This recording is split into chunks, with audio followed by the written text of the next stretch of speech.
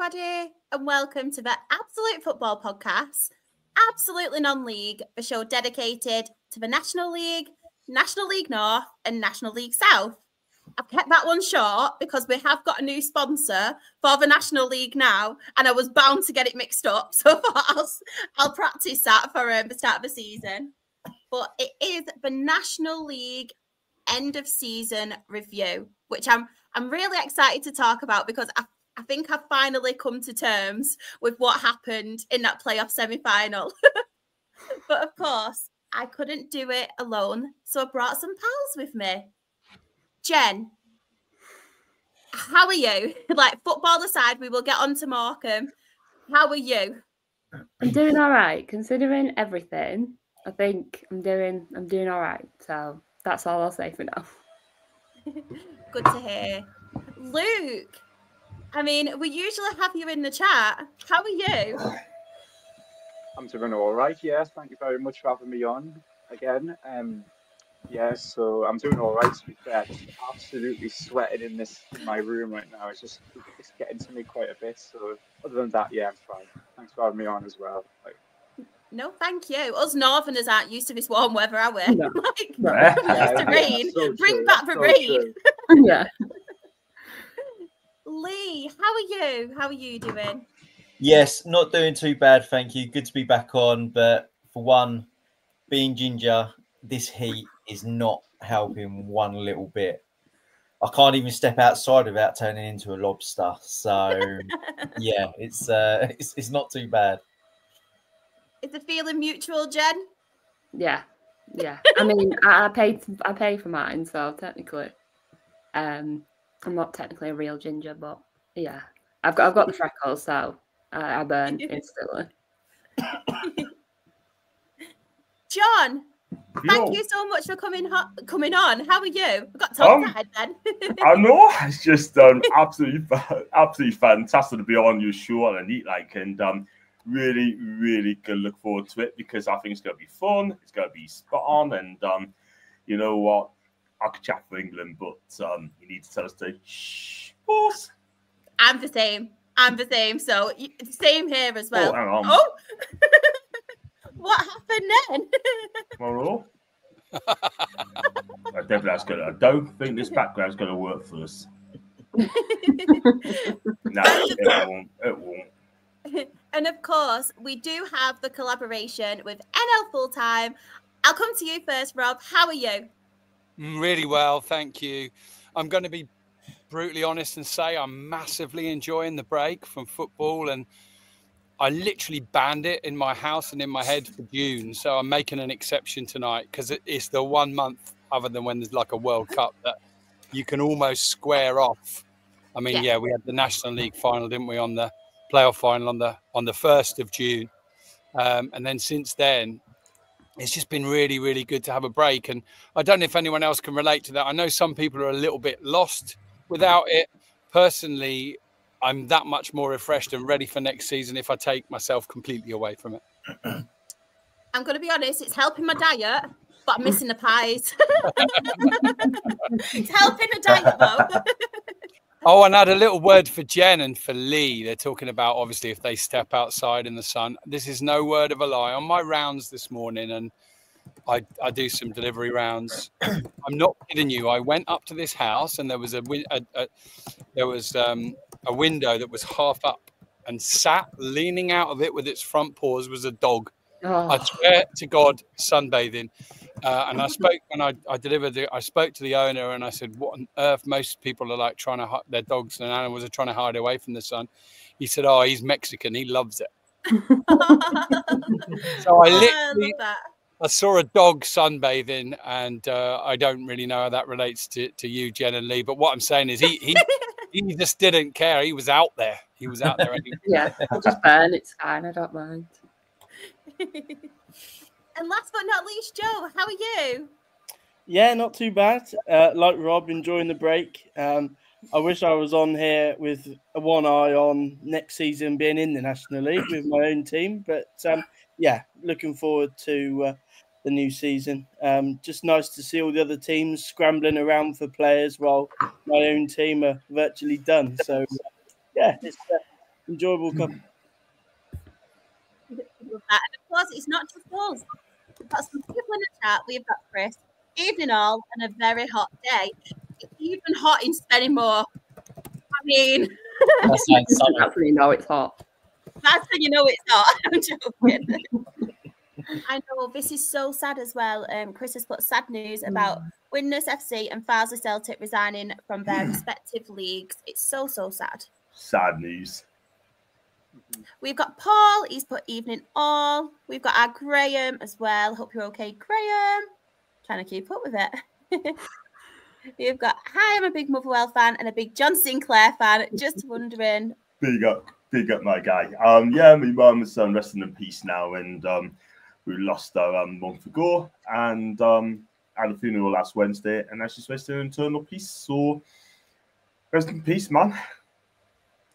And we miss you all, and it's sad to see we lose me mum. So it's emotional, but we got there. Hope Sorry. you're okay, John. And we're always here as well if you need anything. Just putting Thank it out you there. very much indeed. I appreciate that. Thank you. Paul has put as well water bowls for our cat all over the house. So we've got to start somewhere. Who wants to start with Ebbsfleet?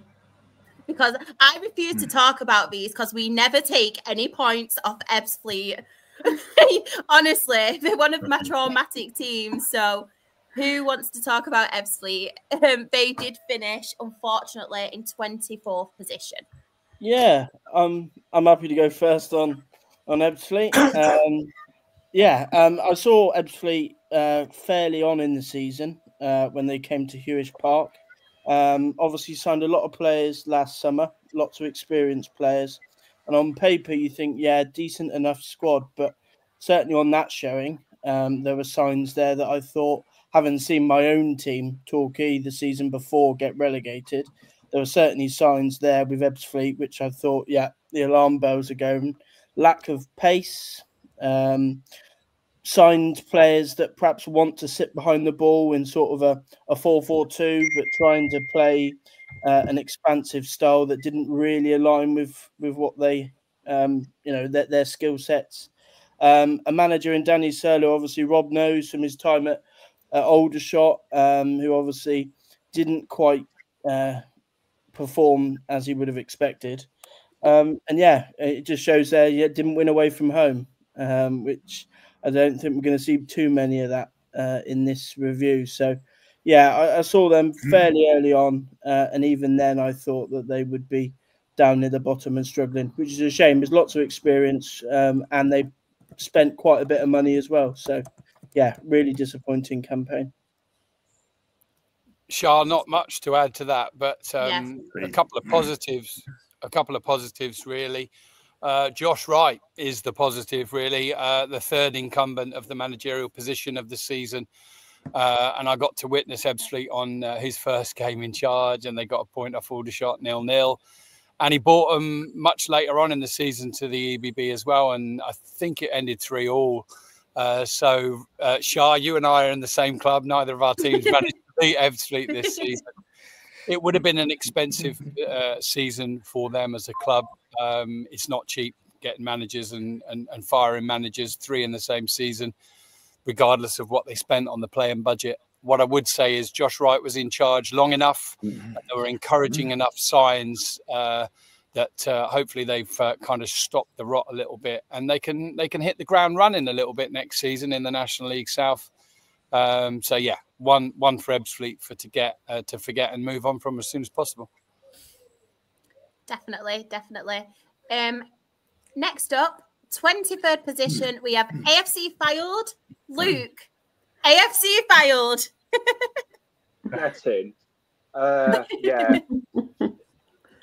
I'm so glad that they are not in our league next season, because our record against Fylde is probably one of the worst I've ever seen, alongside Halifax as well. But I think we haven't won against them ever before, so it's just become such a pain for Fylde, really, in Gateshead point of view and all that. It's just trying to get some points off Fylde it's just been a struggle for these past years. But like I said, again, Nick Horton scoring 19 goals.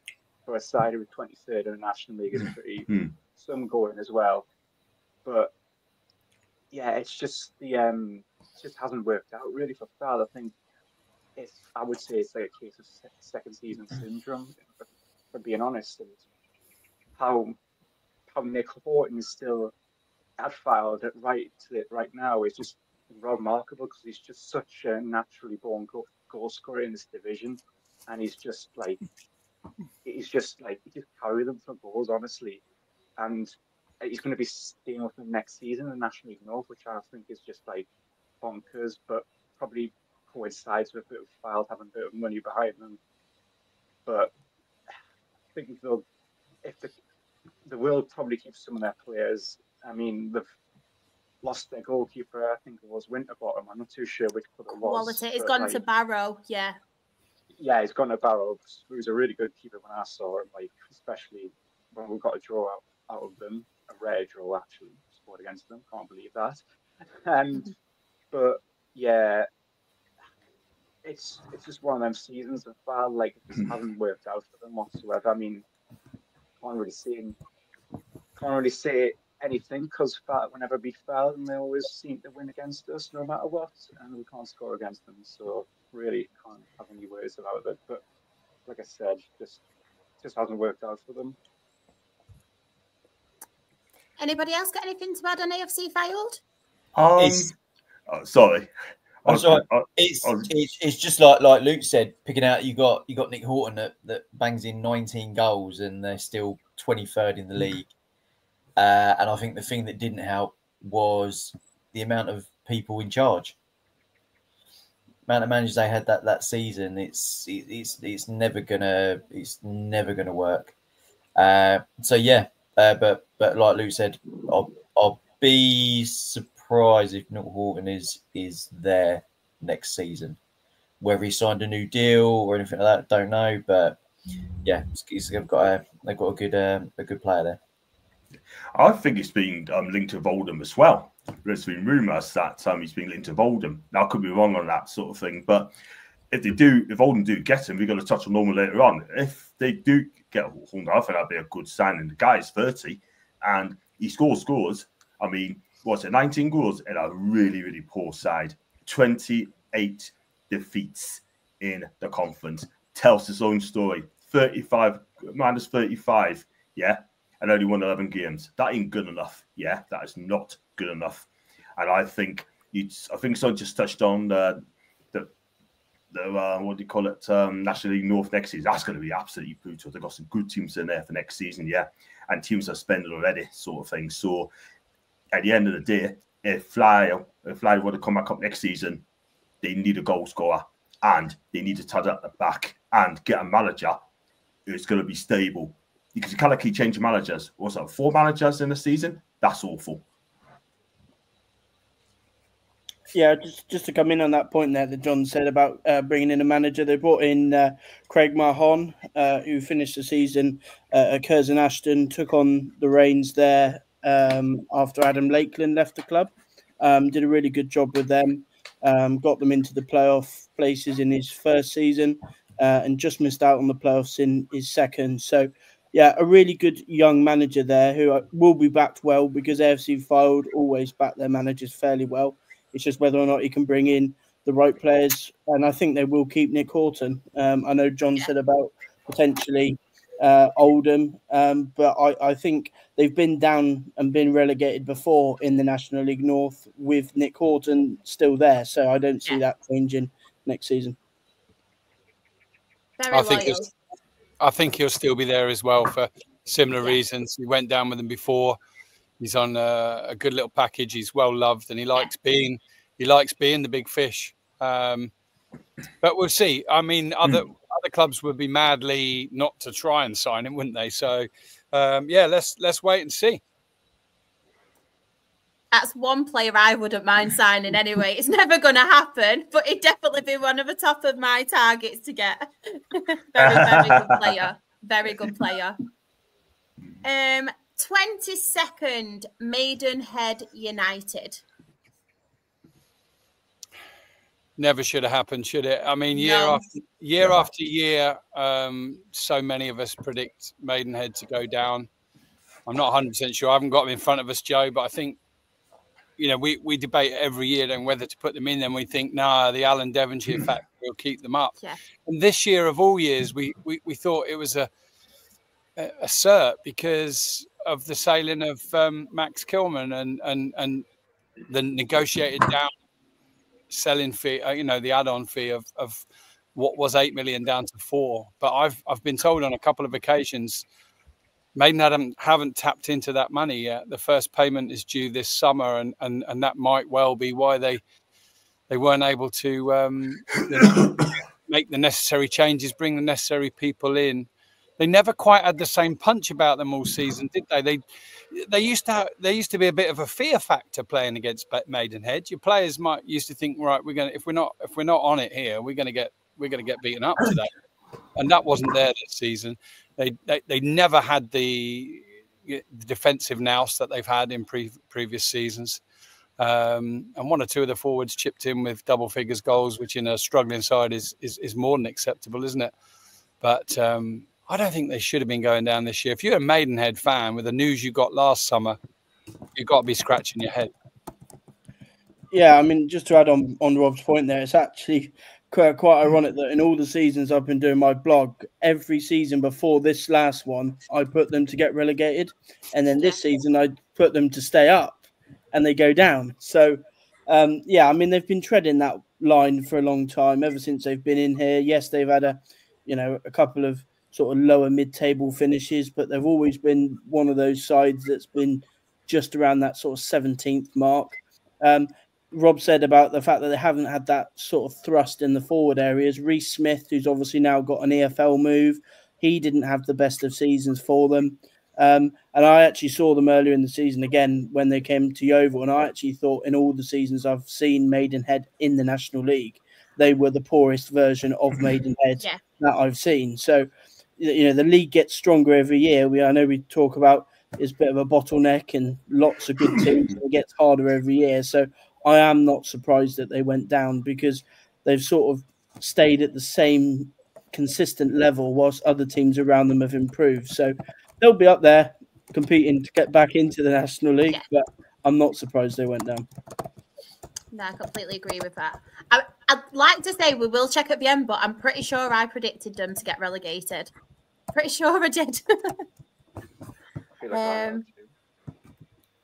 21st, we have Dagenham and Redbridge. Lee, I will come to you on this one. Yeah, I mean, you got a feel for Dagenham Redbridge. I think it's near enough last game of the season. They went down, but also I've got a few friends that are Daggers fans, and for them, all season was a bit of a turmoil with the owners, and then with this Egyptian YouTuber coming in near the end of the season, and there was a big section of the hardcore loyal Dagenham fans that just didn't want it to begin with. And I think that didn't help with the preparation towards the end of the season. And then, yeah, obviously he then pulled out and said he wasn't going to be investing in the club. And I think from there, it was just get relegated, restart next season, and build back up and make that push for promotion. But again, another club going down with a player that's got over 15 goals a season. So am I right in saying he's left as well, Josh Rees? Yeah, he's gone. So they've just lost their top goal scorer from last season. So it's even more of a difficult build for him. But I could see him doing pretty well next season. It's actually ironic the timing of this review, because we talk about them losing Josh Rees, and lo and behold, they go and sign Ashley Hemmings earlier today. Yeah, they did. Yeah, player of the year in the National League North. So yeah, I mean, it's an interesting one for Dagenham, isn't it? Because they all wanted new investment. You know, they've had problems with the ownership for the last couple of years. And when new ownership comes in, you're always going to be a little bit hesitant. And yes, there was a lot said, whether or not some things were said which perhaps shouldn't have been. It was an unnecessary distraction at a really important time of the season. You know, they had a good young manager there in Ben Strevens. Yes, he didn't have him punching near the top, but he was a good manager. And there's a number of players in their side, the likes of Josh Reese, the likes of Ryan Hill, who's obviously signed for Rob's team. You know, good players.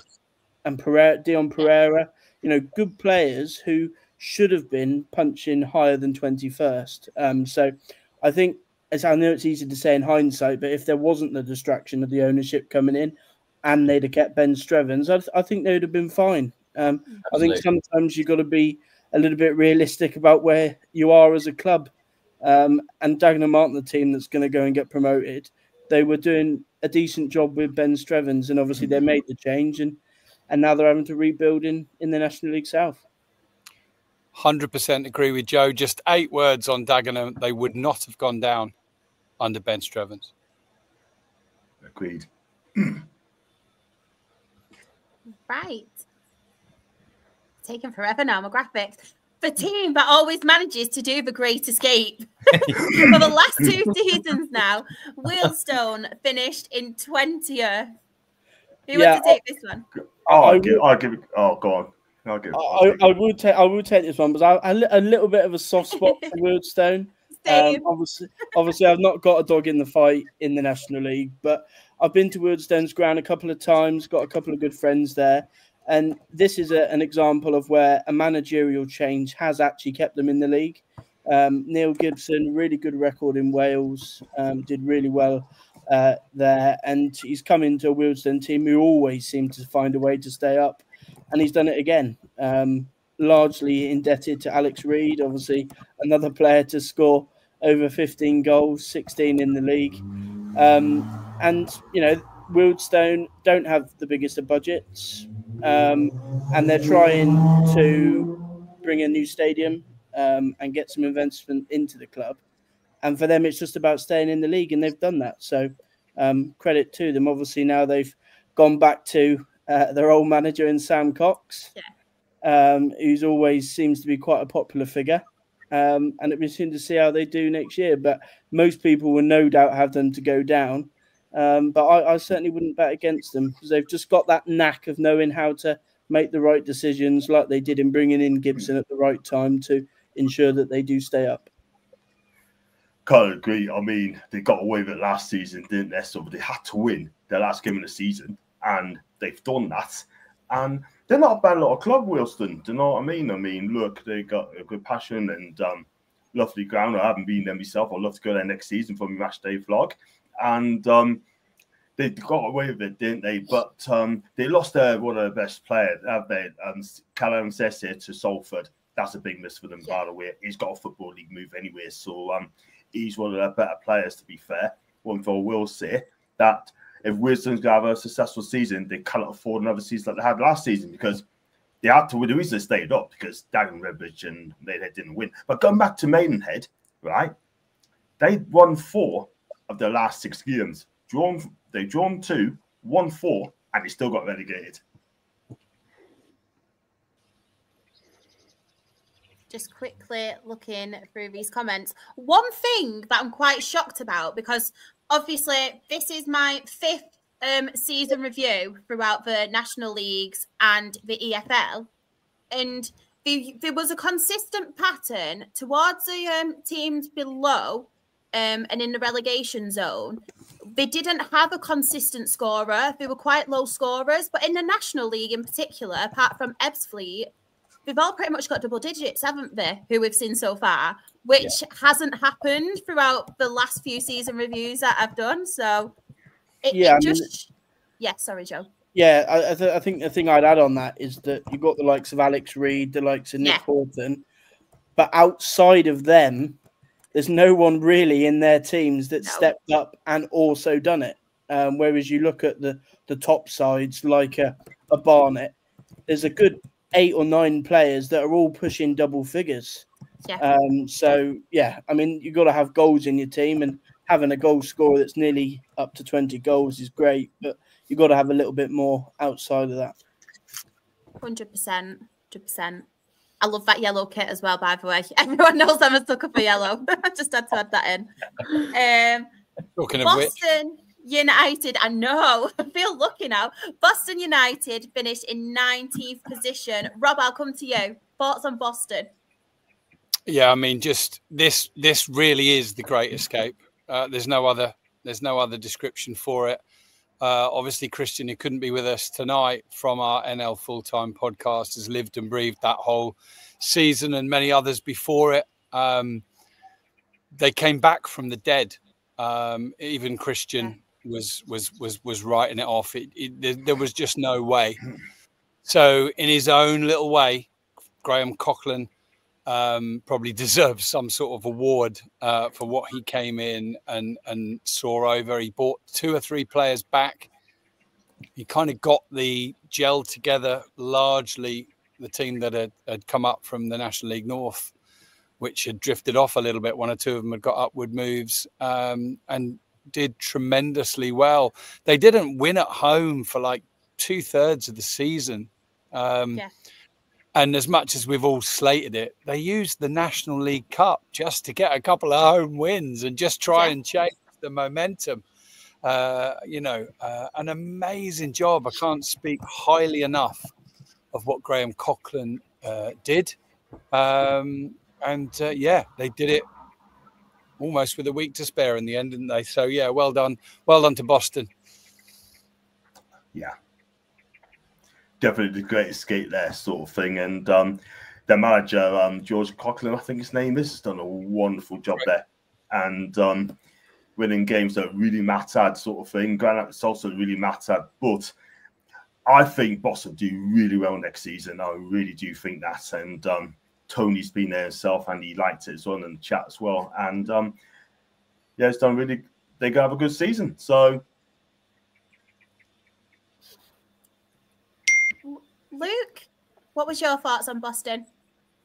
Yeah, it's just incredible, really. It's just like really well, considering they were dead and buried towards like the Christmas time and all that.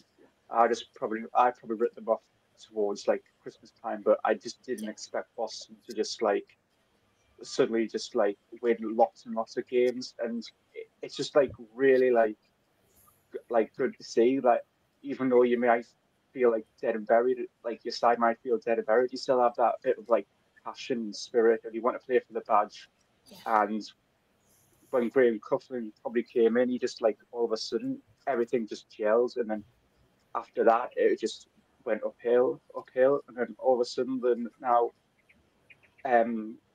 surviving in the National League, and they're literally just like playing National League football next season, which is, I'm just so like happy for them, honestly, because when we played them, I think it was probably later on the season towards like September time and all that, they were like proper like really bad. They were like possibly one of the worst sides I've seen at the International Stadium. And then when we went to their place towards the end of the season, they needed like a win or a draw to like stay up, confirm safety. And at the time, we were like obviously not playing very well. We're obviously slowly drifting away from the playoffs. And they're just completely different squad. And just like I was just very, very impressed with Boston, like towards the end of the season. And it just credit goes out to Graham Coughlin and his players. It's just an incredible job what he's done. Yeah, to be fair, I can vouch for that as well, because it was third time lucky we played this fixture. That was due to our pitch. Everyone knows what has happened with our pitch. But I'll stand by it as well. I'm not afraid to say these were probably one of the best sides I've seen at the Crown Oil Arena.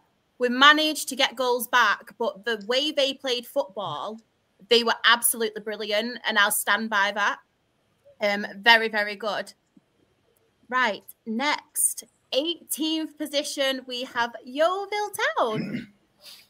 Joe lives in Yeovil, by the way. Yeah. Yeah, I've got to take this one.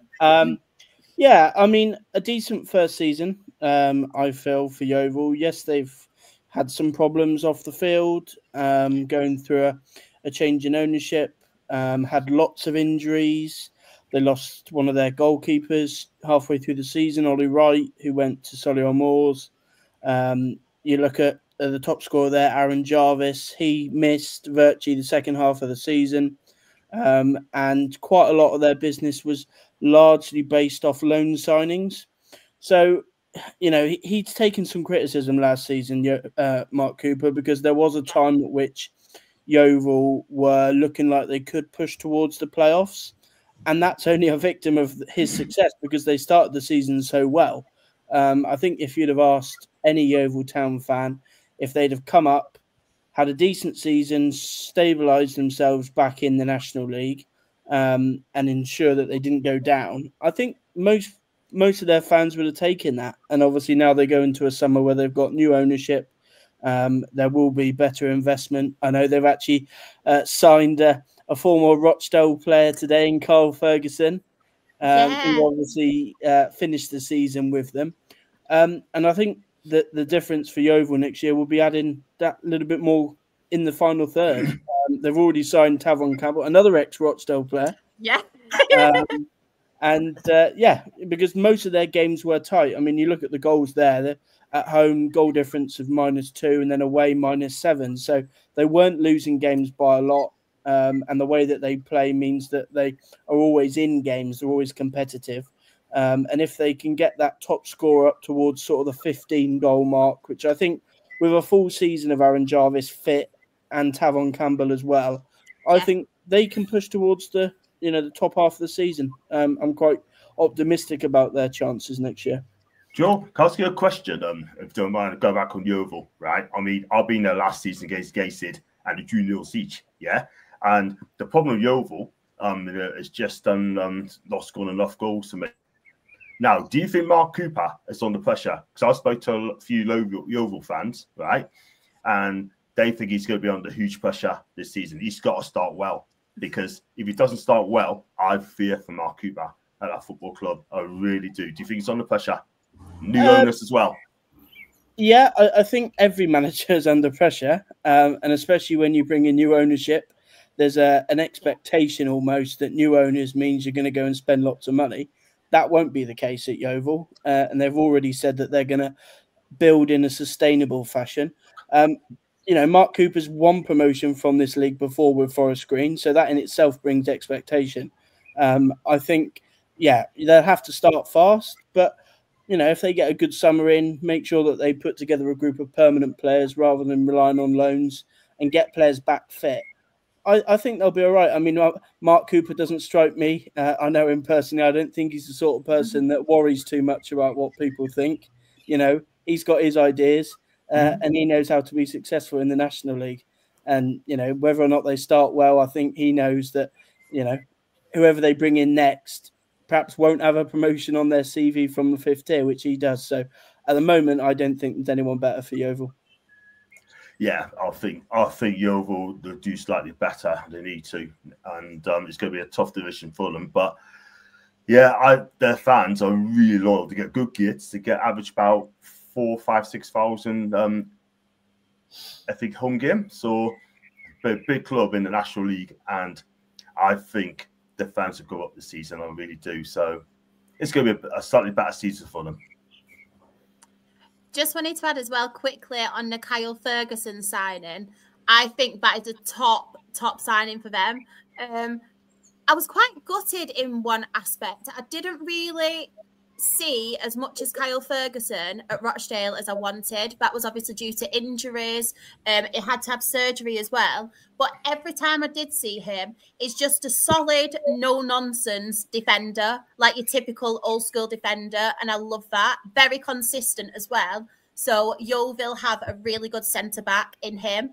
I'm hoping, fingers crossed as well, with him having surgery, that means, obviously, the injuries will obviously stop or will be less for him, because that's one thing that I did really sympathise with him for, because they were quite bad, serious injuries as well, what kind of stopped him. Yeah, I mean, it is an interesting one for me, because obviously he came in at the back end of the season when they had sort of Morgan Williams out through injury. and they sort of needed him because they were light on numbers. He came in, did really well. He's a Mark Cooper type of player. He likes to play out from the back with the ball, albeit I don't think he probably starts if they play with a back four. So it'd be really interesting to see whether they do change to a back three, because for me, I think when they've got Morgan Williams and Jake Wannell, they've got arguably the best centre-back pairing in the league. So, it's going to be interesting. But obviously, he's now a new permanent home, and I wish him well. My buttons froze. Braintree. I know, that was like a real suspense, wasn't it? Braintree, they finished in 17th. I know, I was building a suspense for you all. Just quickly from me on Braintree, it's quite remarkable, really. They came up from the division below. Teams nearly always find that a struggle. Yeah. They then had their budget slashed halfway through the season. Lost a good upcoming manager who will show that next season at Chelmsford. And somehow, some way, all credit to Steve Pitt who came in, they got better. And they got really good at one point, Braintree. It got ridiculous how good they got and how they eased pretty much to safety. And one of, not the greatest, but one of the best overachievements. There's a bigger overachievement to come still as we get nearer to those playoff positions. But I doff my cap to those at Braintree who turned that season round and led them to safety. That's it, really. Yeah, I echo Rob's point there. And the fact that Boston finished the season as well as they did, and there was another couple of managers that perhaps overachieved. I think we've almost forgotten how good of a job Steve Pitt's done. I mean, at times in the second half of the season, he was going into games with 12, 13 players, and it was virtually a case if they got anybody injured, they just had to play on. Obviously, as Rob said, they had their budget slashed significantly given how much they spent in the summer. Credit to Harrop for the squad that he built, but a real credit to Steve Pitt for how he managed to steer them to safety. And he's got an even tougher job next season without that man on your picture in Cairo Lisby, who's obviously gone to Peterborough, another player from the National League to go to Peterborough. So, I think it's going to be a tough season for them next year. Comment. There's really no need. Really no need. Is it rude? Oh, we've been so nice to him as well. Poking the bear. Rob, I'll let you do this one. So 16th position, we had Aldershot Town. Yeah, I mean, first and foremost, that is a very old picture of Tommy Widdrington. I think that's from his playing days, that one. Bless him, he's had his health issues, as we all know. Great to see him fighting back from them. Some people might think that Aldershot slightly underachieved last season in the league. They actually finished about par for roughly where their budget is. They overachieved the season before. They produced a couple of great young players or helped on their journey, a couple of great young players in Lauren Tollage and Josh Stokes, who've gone on to have strong seasons in the Football League. And they were difficult to replace. But all I'm going to say about Aldershot Town is that from the minute Tommy Widdrington came in, he told us to buckle up. And I'm glad I've been buckled up because, my goodness me, it's been a hell of a ride. Always entertaining, lots of goals, both ends, unfortunately, of the pitch. And for my final word on this, I love it. Just sorry, Josh Barrett as well. Sorry to Chris, the Spennymoor fan, but I had to put it on just for 2 minutes. I know we're in the league, but there you go. I think that Josh Barrett signed a new deal as well, which is very, very crucial because this guy is fantastic for the club and for the conference as well. I mean, I love his movement, scores to play wide, play a 10, play out front. This guy holds the team together. I really like this player. I really, really do. And Aldershot fans, you know what? You got a cracker playing in this lad. I mean, if they can get their defence right and he bangs on the goals, I think the playoffs wouldn't be miss next season with Aldershot. Well, you never know about that. All I'd say on Josh Barrett is this.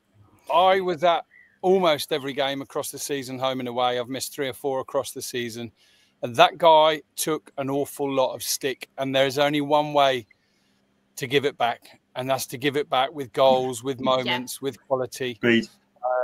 And I'm telling you now, it's one of my best moments ever supporting Aldershot when with 3-4 minutes left at Wembley, you're 2-0 up anyway, and then he goes and scores that goal. Yeah. That goal.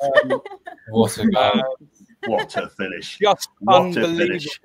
I'm just thinking about it now, and my hairs are stood on end on my arm, just thinking about it and the moment. And bless him, whoever the chap was that did a vlog on the FA Vars final and was stood the other side of the ground and ended up shooting the shot that's behind Josh Barrett as he dips in the volley, and 18,000 people behind the goal go mad. Thank you to that man. I don't know him. We did borrow his video and add some bits and pieces like the commentary and the Titanic music to it. It was unbelievable. I've thanked him online on Twitter. I can't remember his name. But yeah. You know what it is, Rob? I was at that game as well, flogging me channel as well, and I caught it as well. So I really enjoyed the game. Your fans are absolutely fantastic. And you know what it is with all the Aldershot fans, right? I mean, I've been there twice now against Woking when you won the semi-final. I was blessed to be there. I've got my channel there, so I've done a match day vlog for that game, and I've done a match day vlog for FA Vars for Aldershot against Bennymoor. And you know what, mate? Your fans have been fantastic. Looked after me well, Rob. Thanks very much. Thank you, John. And I'll look up those vlogs, mate, and have a look at them. But enough from me, enough on Aldershot. Unless Joe or anyone else has got anything to add. No, I mean, I just got to say, I went to Aldershot. First time I went there this season. When they were playing Eastleigh, and they went 1 down. But just to see. It's more the fans, when the fans got behind the team, and then the team just drained it all in and took it all in, and then they came back and won it 2-1. But yeah, I mean the fans alone, Aldershot, where I was sitting behind the dugout, and yeah, great set of fans telling me everything about the club that I needed to know, and yeah, it was a really, really good day, I dig that one out as well then, Lee. I've got some summer watching to do. You got some homework, Rob. We're going to test you. I'll do a comprehension. Right. 15th position, we have Woking. How to bring an audience back down to earth there, you know, just get me on a right high and then remind me they finished 1 place behind Woking. Fair play to the Cards. Well done. Yeah, I'll take this one. Certainly Rob won't want to take this one. Yeah, I mean, Michael Doyle came in. Obviously, they've had a couple of seasons going down the route of experience, and they perhaps decided that they could go with a younger manager, try and change the style, be a little bit more progressive on the ball. And we saw glimpses of that at the start, but in the end, I think they were perhaps a little bit too naive, had a couple of players out through injury. And in the end, it wasn't to be for Doyle, and they went back to a really experienced manager in Neil Ardley, who is still one of the better managers in the National League. For me, too many draws, 19 draws in the league. And certainly that's one area that they'll be looking at next season, if they can just turn some of those draws into wins. Because a little bit like Yeovil, the way that Neil Ardley sets his teams up, they don't lose by many. They're always competitive. And if they can turn some of those draws into wins, then they'll be pushing towards that playoffs. Sorry, I had to bring that comment up for you, Rob. Water off a duck's back, Chris, that one, mate. But yeah, they did finish higher, and they took 4 points off Aldershot this season, first in a while that they've come out better in that, and they were well worthy of the win at home. And a little unfortunate as well in the semi-final. I don't mind admitting that, but they've got a rich FA Trophy history, and it, you know, Aldershot didn't, and now we have, and I'm thankful for that. But yeah, Neil Ardley, what he did was very much what he was doing at York the season before. He came in and the first thing he did was he made them very, very hard to beat, and he'll now have the opportunity over the summer, as he's having, to try and put together more like his own team, and he'll be wanting just a little bit more on the front foot, a little bit more in terms of perhaps goals scored this season. But I agree with what Joe said. Comparable, I think, in many ways, under the management of Ardley and Cooper, Yeovil and Woking. Yeah. Right. Next, 14th position, we had Solihull Moors. I mean, Solihull, I mean, their records really didn't change much, did it, from home and away? It's oh my God, is Sam done that? Is that right? Or has Sam made a mistake? That'll be right, surely. I'm a bit shocked about that. It's sort of no, it's right. Is it right? Again, another player on 13 goals for the season, finishing 14th. Obviously, they had a manager change. I think was it near the start or halfway through the season. Yeah. Andy left. Yeah. Which I always thought he was a good manager for Solihull. He hadn't done a bad job there for him. Got him to Wembley last year as well. I think it was against Gateshead, wasn't it?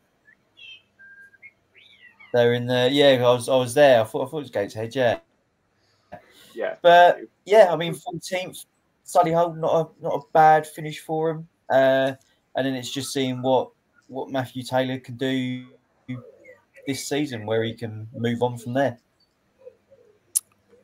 I think they were doing really well under Andy Wing, weren't they? Let's be honest. Yeah, they were up there. They're having a good season. He was looking a very good manager last season and the beginning of this season. He got his upwards move, and they struggled from that point on. There were a few eyebrows raised when Solihull took the manager from Wealdstone. He wasn't doing particularly well at Wealdstone, and it wasn't an appointment that was initially greeted with too much positivity at Damson Park. I haven't seen them play of late, so I wouldn't like to comment how different they are now, but I don't know. 14th, 14th itself doesn't tell a lot, but as a Solihull Moors fan, I'll probably tell you that hell of a season, really going well at the start, really, really horrible run in the middle, and just about saved their skin. Joe?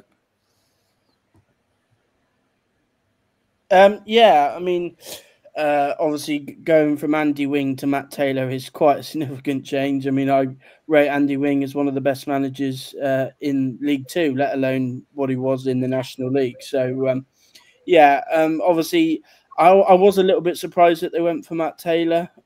So they've got one of the better sort of directors in Darryl Eales, who's a really good operator at this level, who I am surprised they took the gamble on him. Albeit Matthew Taylor knows their director of football, Stephen Ward, used to play together. So obviously that relationship there. They've backed him really well this summer. And I think they probably had to, given the way that his time there went. The club itself, I think, is run really, really well. And I like Eales. And I think Stephen Ward's done a good job. But I think this is going to be a difficult one to predict next year, because I'm not overly sold on Matt Taylor. No, I completely agree. It was quite, I don't want to sound really negative about it, but it was quite an underwhelming one, in my opinion, for Solihull Moors. Like, I didn't really know what to expect. So, I completely agree.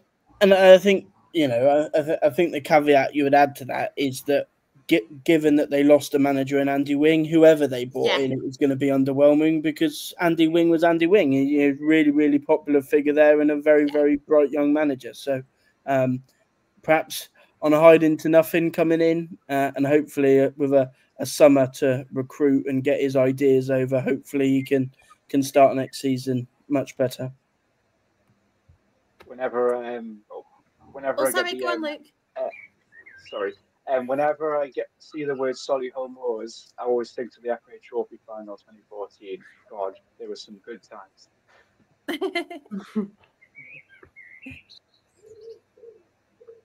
Right, 13th position, we have Eastleigh. I'm just going to say I don't know how Kelvin Davis is still in a job.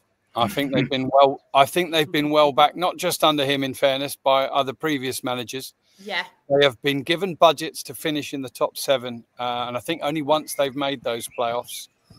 I raised my eyebrows when I saw that he's still there and he's being backed again this summer. I don't know if anybody else was surprised by that, but with the talents that they've got at the club, or they had at the club in Maguire, in Quigley, and McCallum, they need to be doing much better than 13th place. I do accept that Paul McCallum, who's been probably, in the top 2 or 3 players, certainly goal scorers in this division, had a lot of injury issues over the season.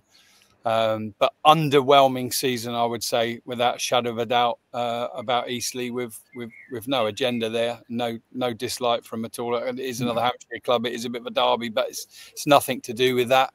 I'd love to know how Eastleigh fans feel, if there's any in the watching and in the chat, how they saw it. Anybody else got thoughts on Eastleigh? I watched Eastleigh last season. Oh, sorry, go on. No, go on, John. Go on. Sorry, I watched Eastleigh last season against Aldershot. We won by 2 goals to the. They played really well. I thought they really played really well. This is Kelvin's first season as a manager, by the looks of it, yeah. And it's just going to keep him. But does he deserve another season, though? I mean, if he's given that much budget, if he's given that much money, budget sort of thing, to get in the top 7, they were nearly there. They were in touch and distance in getting that top 7. But the last 6, the form guide has not been great, hasn't it? 1 win in the last 6 games, yeah. 3 draws, 2 defeats, and a win. The last 6 games, yeah. They're winning games, but I think they've drawn too many for me. That's the problem, yeah. And if you can turn those draws into wins, then I think Eastleigh have a pretty good season. But again, he needs to start well, given the budget's been given. Yeah, I think with Kelvin Davis, if Eastleigh this coming season at least fighting to be in those playoff positions, then yeah, I could see him going halfway through the season. I don't think he'll see a full season this season. It doesn't look like it. Yeah, I agree with you. No. I agree with you. I mean, this is because Eastleigh, if you look at the football club they've got, it is so set up. It's League 2 ready. It's a beautiful stadium. Everything's geared up. I've done the hospitality there as well. And the hospitality is absolutely beautiful. Yeah. There's a lass called Karen Casey, right? She was in charge of it, yeah. And she made me feel so welcome. I've done a vlog for that game, by the way, Eastleigh against Aldershot, and I tell you what, do check it out. It is absolutely beautiful, first class. The staff amazing, and be looked after again. But you're right. I mean, Eastleigh needs to be in that top 7. They need to be fighting for the top 7 because they can't afford another season like they had. Otherwise, you're right. I think Kelvin's going to be in the spot of bother. The one thing I'd just quickly add on Eastleigh is that when I watch teams at any level, I think that they sort of reflect their manager. And I want I want Eastleigh to be a little bit more ruthless. You know, when I watch them, Kelvin Davis is so quiet, so softly spoken, so calm. And when I watch, like, for example, a Barnet with a Brennan, they're so in your face, they're aggressive, they want to go and win the game. Whereas with Eastleigh, I don't see that. They're a bit nice. They don't go and strangle a game. And they just need to be a little bit more ruthless because they've got some good players. I mean, Paul McCallum up front. They've managed to keep Tyree Shade at the moment. They've got a good team. I just wanted to go and see them take the game to teams more. Yeah, exactly. Have Eastleigh still got Niall Mayer as well? Because he's a very good player as well. Yeah, I thought so. Yeah, and they've brought in a couple of good players this summer. I see Nick Townsend's come in from Newport, who was expected to perhaps go higher. Temi Awekwa, who obviously Maidstone Ben will be disappointed to have lost. Bless him. Yeah, they've had a decent core there, and they've added well. So you need to see them doing a little bit better now. They've also signed Kieran Evans, who was very good for us. So I'm like really impressed with the recruitment this season that Ebbsfleet have made, and I'm just hopefully they can like gain that top 7 space, because they just seem to be just like every time I look at Ebbsfleet, they always seem to be mid-table. So it's about time that they start to push up for top 7. But hopefully it's this season, or they might drop off possibly later on in the season. So yeah. They tend to do that, don't they, to be fair? They start off really well, and then as the season goes on, they do have a little bit of a drop-off. I've seen that quite often from them. 12th position, though, we have Sutton United. The Gucci man. He's moved on, hasn't he, already? Yeah. Will Davis. Yeah. But I think otherwise Sutton have kept 17 players, and they've added quite a lot already. I think they're up to 29 or 30 players already. They're having a right good go at it, Joe, aren't they? What do you make of some of those new signings that have come in, Joe? I know we're reviewing last season, but we're halfway to the start of next season now, aren't we? Yeah, I mean, I think they've made some good signings. I think most of they haven't got a big budget. They've had to look largely at a lower level. They've brought in the likes of Liam Vincent from Tonbridge and Kane Critchlow from Chelmsford, both of whom I thought would actually get a higher move. So they're really good. I think for Sutton, they've got lots of young players, and I think it will be how well they adapt to the National League, but also keeping a really experienced core of players fit. And if they can do that, I think there's certainly some potential there. Because for the way that the National League is now, the better teams are the ones that are quicker, more mobile. They look to play football, and they've certainly got players there that can do that. The likes of Aaron Jones, who's obviously come in from Aldershot, if they can keep him on the pitch rather than suspended, that would be that would help.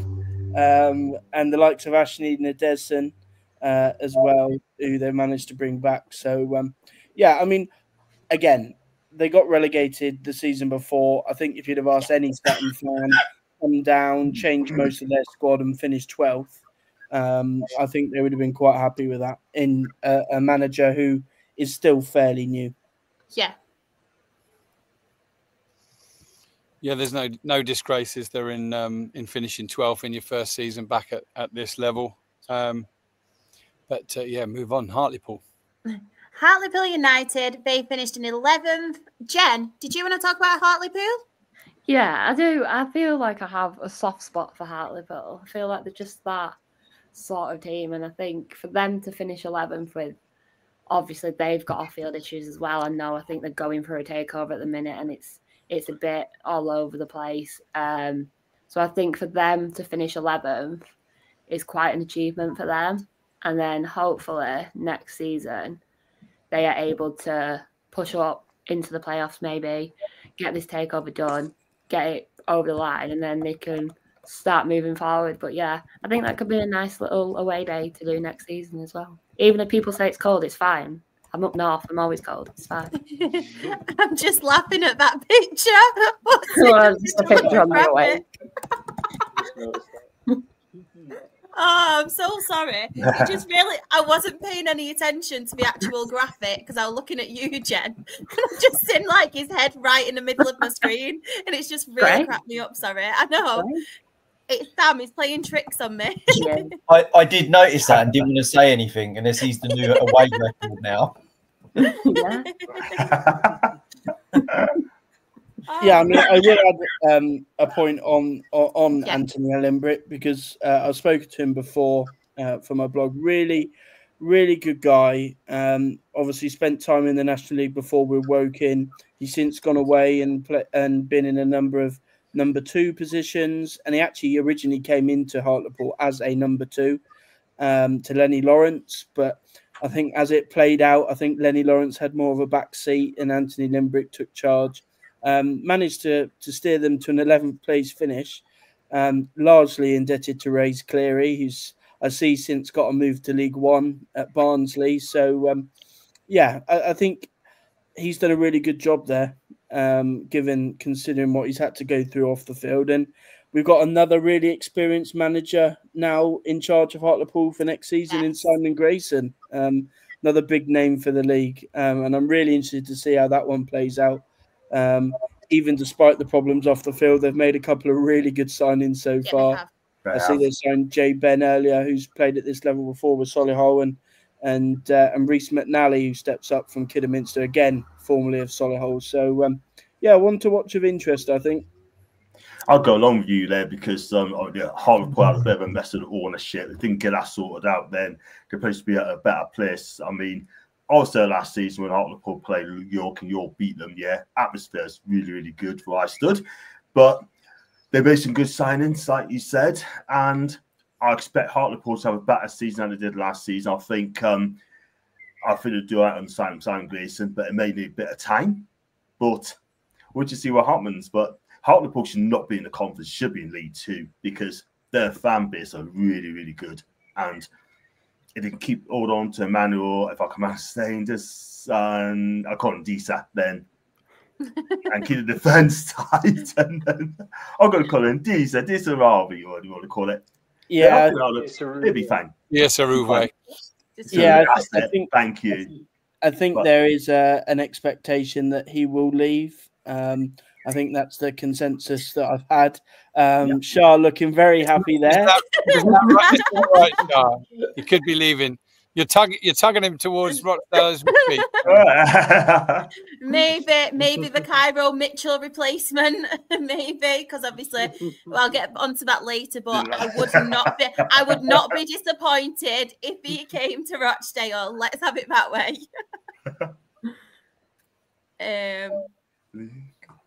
But yes, 10th position we had Tamworth. I know they deserve a clap, 100%. Go on, give us a clap. Yay. Yeah, just unbelievable. I'm going to just put my cap on for a sec, just so I can doff it. Just what can you say about this overachievement? Not just in the league, but obviously the FA Cup run as well, and having Spurs in their own backyard and keeping level with them for 90 or 100 minutes, whatever it was. Incredible stuff. They've got a way of playing. They've got a place to play at where people don't like going, and they make it uncomfortable for you, and they use all those little things, you know. I think there were a few of us that were sort of saying towards the end of the season they couldn't, could they? They actually in the end they've finished 4 points outside the playoff places. Tamworth, a part-time football club that most people said would get relegated this last season, have finished in 10th place, 4 points off the playoffs. Just unbelievable. Unbelievable. Yeah, one thing I really like about the job that Andy Peakes has done is, and I think I actually said it in the National League South review with Enfield and Gavin McPherson, is that I feel that the best managers adapt and are ruthless. And he's obviously got promoted to the National League, and they had two centre-halves there who have been there through their rise through into the National League North and then into the National League in Liam Dolman and Jamie Willett. And he didn't have any sentiment with it. He got rid of them. He had to adapt, and he was ruthless, went out and got two new centre-halves, slightly changed the way they played, and they've managed to finish 10th. And for me, for someone to be able to adapt to a level, that's why he keeps doing so well as a manager, because the best managers adapt and make those tough decisions. So, yeah, as Rob said, we doff our cap to Andy Peakes. No, that was absolutely spot on, that, Joe. Completely agree. Yeah, go back to Tamworth, right? I mean, again, I have to agree with you guys. What an effort Andy's done at that football club. He really has, yeah. I mean, getting to 10th, what an achievement. The question is, can he build on that next season? I really hope he does so, because a lot of people, like you said, a lot of people don't like going to Tamworth sort of thing and make it so tough for you sort of thing, etc. They deserved a cup replay. But thanks to the Premier League, they effed up, yeah. They absolutely killed their hopes, their dreams, yeah. scrap the effort, scrap replays. No, don't scrap the replays. Bring the replays back. Give these non-league clubs the revenue they crave and deserve. Yeah, and Tamworth should have had that. Do you agree? Yeah. At least they've got the National League Cup, though. Woo! Yeah, absolutely. I can't wait for every round on that next season. Do you know what, though? If we ever won it, I'd be straight there like, woo, we've actually won something. Yeah. I'm such a hypocrite.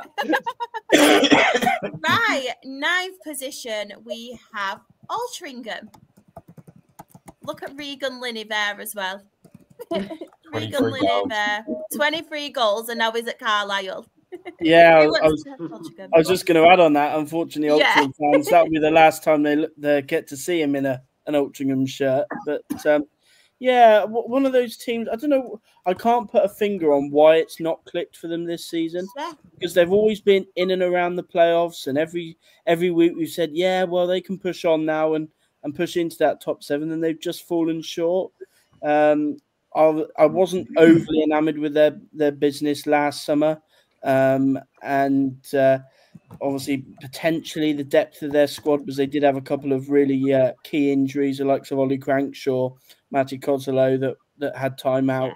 When you've got a player scoring 23 goals in your team and you haven't got into the playoffs, then there's certainly something wrong. And I'm sure Phil Parkinson would have used his time on a sun lounger in some nice warm country this summer, trying to think why that was the case. So yeah, but again, they're only 2 or 3 years into being actually a full-time team, so it's going to take time. And they've got a really good manager there in Phil Parkinson, who will no doubt get it right.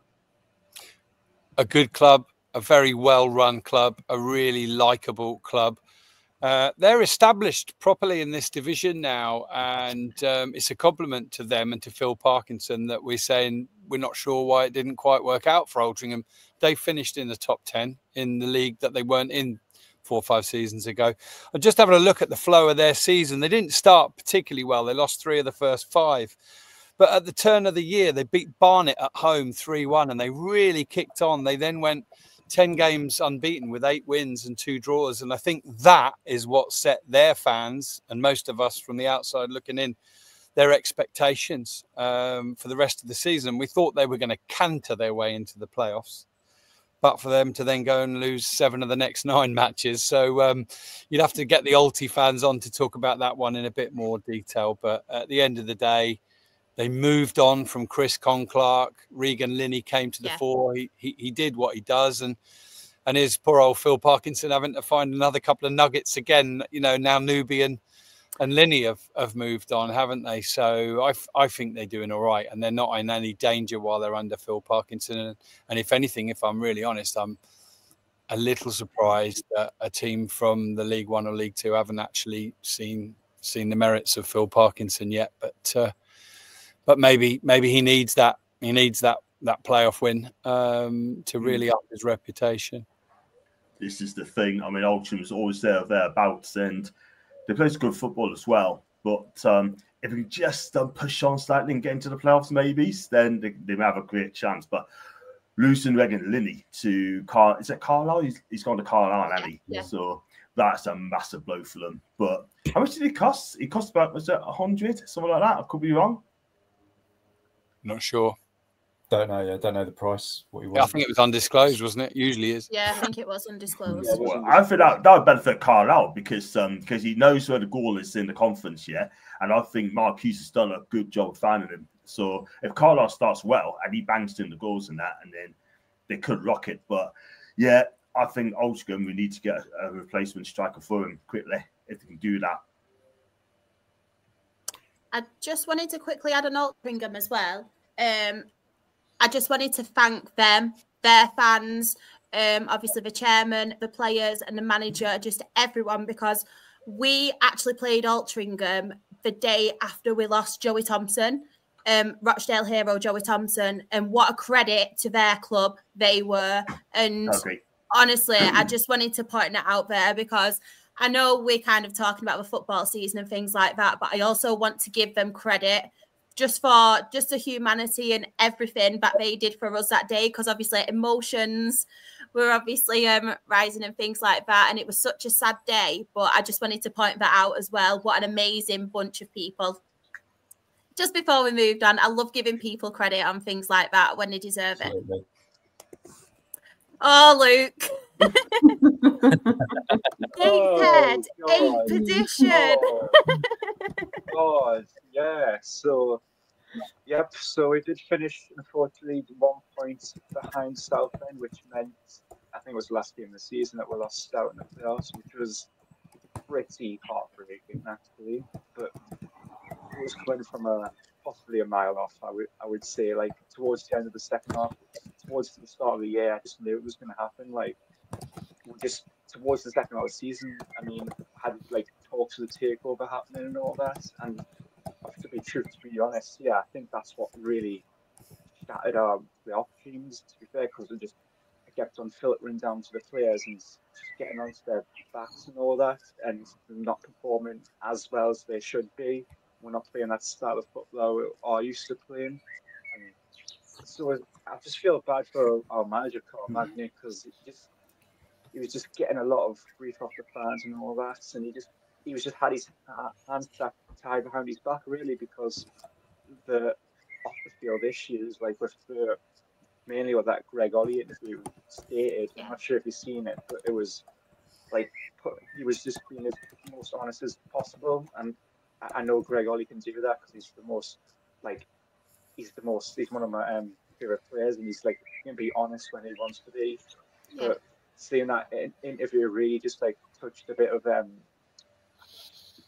heart a bit, really. It just reminded me of like the issues we had in 2019 and all that. It just didn't feel like it felt like that was going back in time a bit. And then but other than that, the first half of the season was absolutely phenomenal. I mean, we were top of the league almost at one stage. I mean, I think it was 7 games unbeaten at the start of the season, and we're top of the league. And then was Rob Elliott not the manager at the start of the season?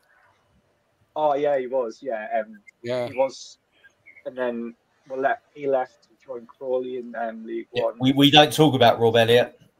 He's like Voldemort.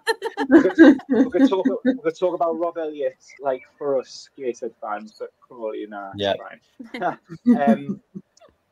But yeah, I mean, our top goal scorer, he scored 15 goals from midfield. I mean, we had another striker in Owen Assini who we lost as well. I mean, and again, we lost some more players as well, so it's not a surprise there. But knowing us, we usually pick ourselves up and get some more players in, and then obviously we'll thrive as we've heard, but it just hasn't worked out for the second half of the season. I mean, some of the players we brought in just weren't cut up for it, and that's to be honest, it was kind of disappointing. But I mean, we lost some of our players right now. I mean, the person who's on my screen scored 15 goals. He's went to Oldham, and that made me quite depressed, I can't lie. It's pulling a bit of heartstrings because one of my favourite players at Gateshead, truth be told. Then we lost Ben Warman, and then we lost to Solihull Moors, and then we lost Brand Horton to Scunthorpe. I mean, he left just for personal reasons.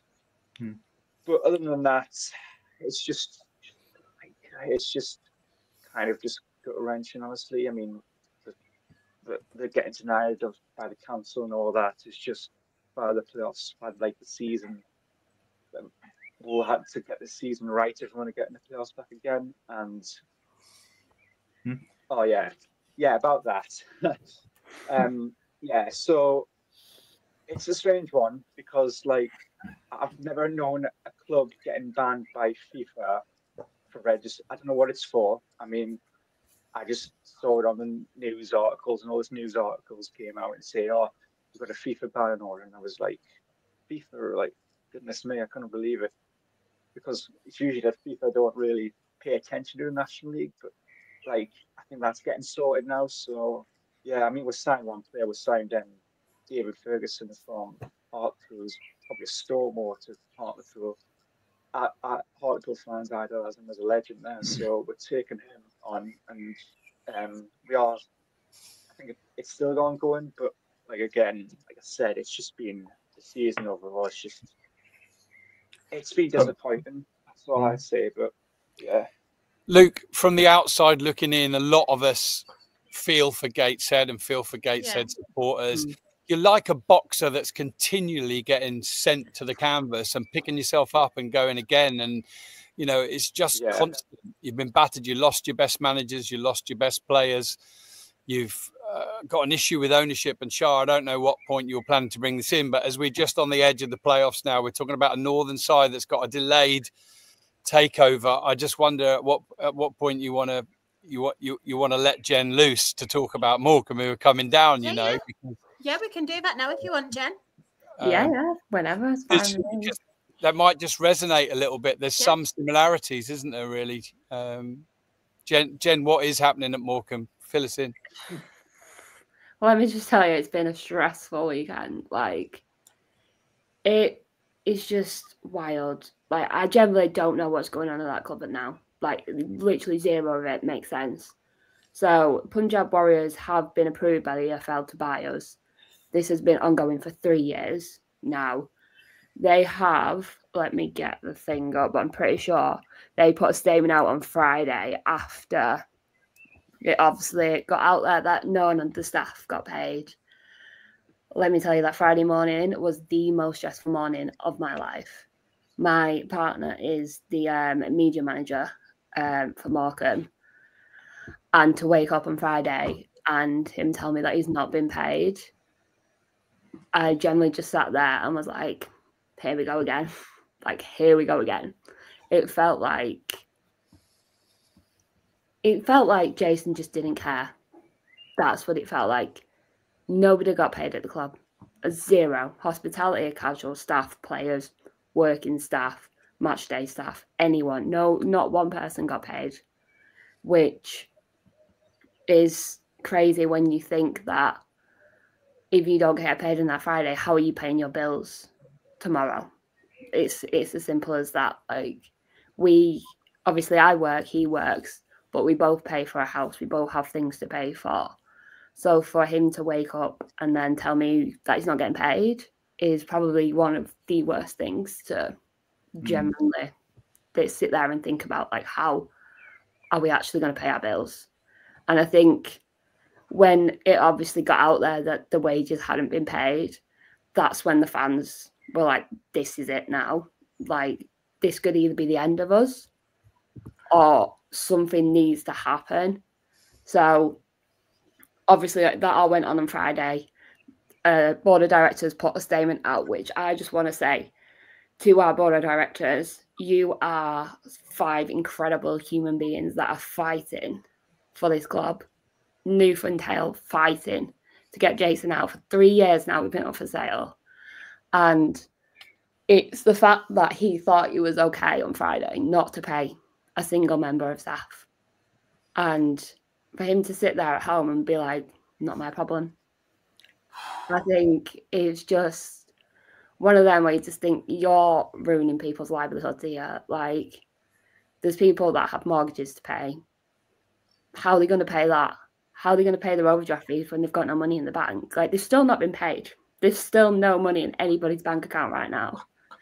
And I think the worst thing about it is obviously when you have someone that works there and you see how hard they work and he's literally just got a promotion, so it was his promotion wage. It's like, how can you sit there as an owner and just think not to pay anyone? I just don't know how you can do it. But then it was a couple of hours later and Punjab Warriors put a statement out, which, by the way, I have never, ever, ever read a statement so perfectly put by a group of men who just want to buy a football club. So they have put today a sum of 3,800 has been already paid to Bond Group, which they had obviously done 2 years prior, alongside an agreed sum of 630,000 to clear the outstanding loans against Morecambe. In addition, over the past 14 months, 1,700 has also been loaned interest-free by the Punjab Warriors team to meet the club's monthly working capital needs and ensure its ongoing survival. This is a group of men that haven't even bought the club yet, haven't even been near the club, haven't met any of the fans or anything like that. And they've put so much time and effort and money into this. And they clearly want to buy this club. I just don't understand why Jason just won't sell it to these guys. Because as soon as he sells it to these guys, I feel like our club will be back where it belongs. Like currently, we have 9 players. That's it. We literally have pre-season next Tuesday. And we've got 9 players contracted, and that's it. The players didn't have to turn up on Saturday for training. They just said, no, I'm not doing it. I'm not being paid. I'm not doing it. I'm not coming. They turned up for training on Saturday and trained. If that doesn't tell you what that club means to the players, then I think as a fan, it's a difficult time right now. But also, I'm so proud of everyone that's still going into work, that the players are still going in and training, that Liam's still going into work and working. Well, he doesn't have to. He could happily sit at home and not go into work and not do anything that he's supposed to do. But everyone within that club loves this club to death, and everyone wants just Jason to sell this club to these people who genuinely care about the club. Like when they put this statement out on Friday, I think it shocked a lot of fans because they didn't realise how much Punjab had put into the club and still consistently put into the club. So for me, from a fan, Jason just needs to sell this club, and we can just start afresh, and we could get these players in and get these players signed, start pre-season and start the season on a better thing than we are now. Because right now, we don't know what next week holds. We don't know when people are getting paid, and that's the scariest thing, is to know that you've got someone that works for the club, you've got a house to pay for, and we don't know where the money's coming from to pay our bills, and that's the scariest thing at the moment. Thanks for sharing with us. Thanks for sharing that, Jen. Honestly, thanks for sharing that with us. And you know what it is, right? I mean, I've been in Morecambe Football Club, right? I mean, last season to play against Bradford, and I spoke to many people there, and they didn't see confident about this owner, Jason, man. And I just hope that your football club gets sorted out very, very soon, because I'll tell you now, right, it needs a Morecambe Football Club there. It's a lovely stadium, yeah, and it's passionate fans as well.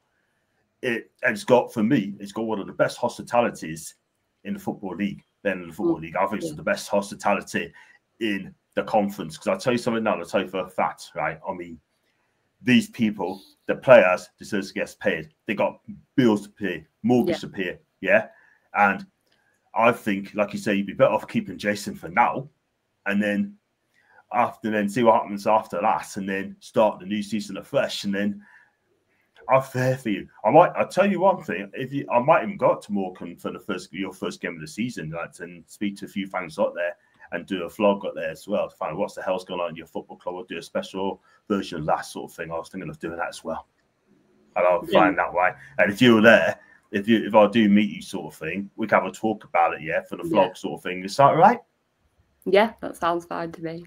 Jen, can I ask, obviously, when it looked as if the takeover was going to go through, it came at a time where the news came out that they were supposedly going to sack Derek Adams, and then that didn't happen.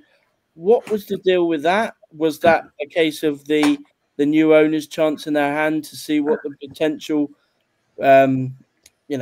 feeling would have been with regards to that? Because it almost seemed like from that point onwards, having announced that news with regards to Derek Adams, the deal and any potential takeovers all seem to have stalled, and nothing's come of it. Yeah, the Derek Adams situation is still very weird. No one's confirmed whether he's staying or going. As far as fans are aware, he is still taking training. He's still at the ground. He's still doing his job. As far as we're aware, the EFL have confirmed that the Punjabs can take over. There is somewhere there's a third party that is stopping them taking over and Jason's not pushing it somewhere for them to sign something or whatever it is that needs doing for Punjab to take over. As from what I can understand from the board of directors statement, is there's a third party somewhere that's stopping it fully being done. I don't know what it is, but if I was Jason, surely you just want to sign it and be gone, because the fans are getting really restless now.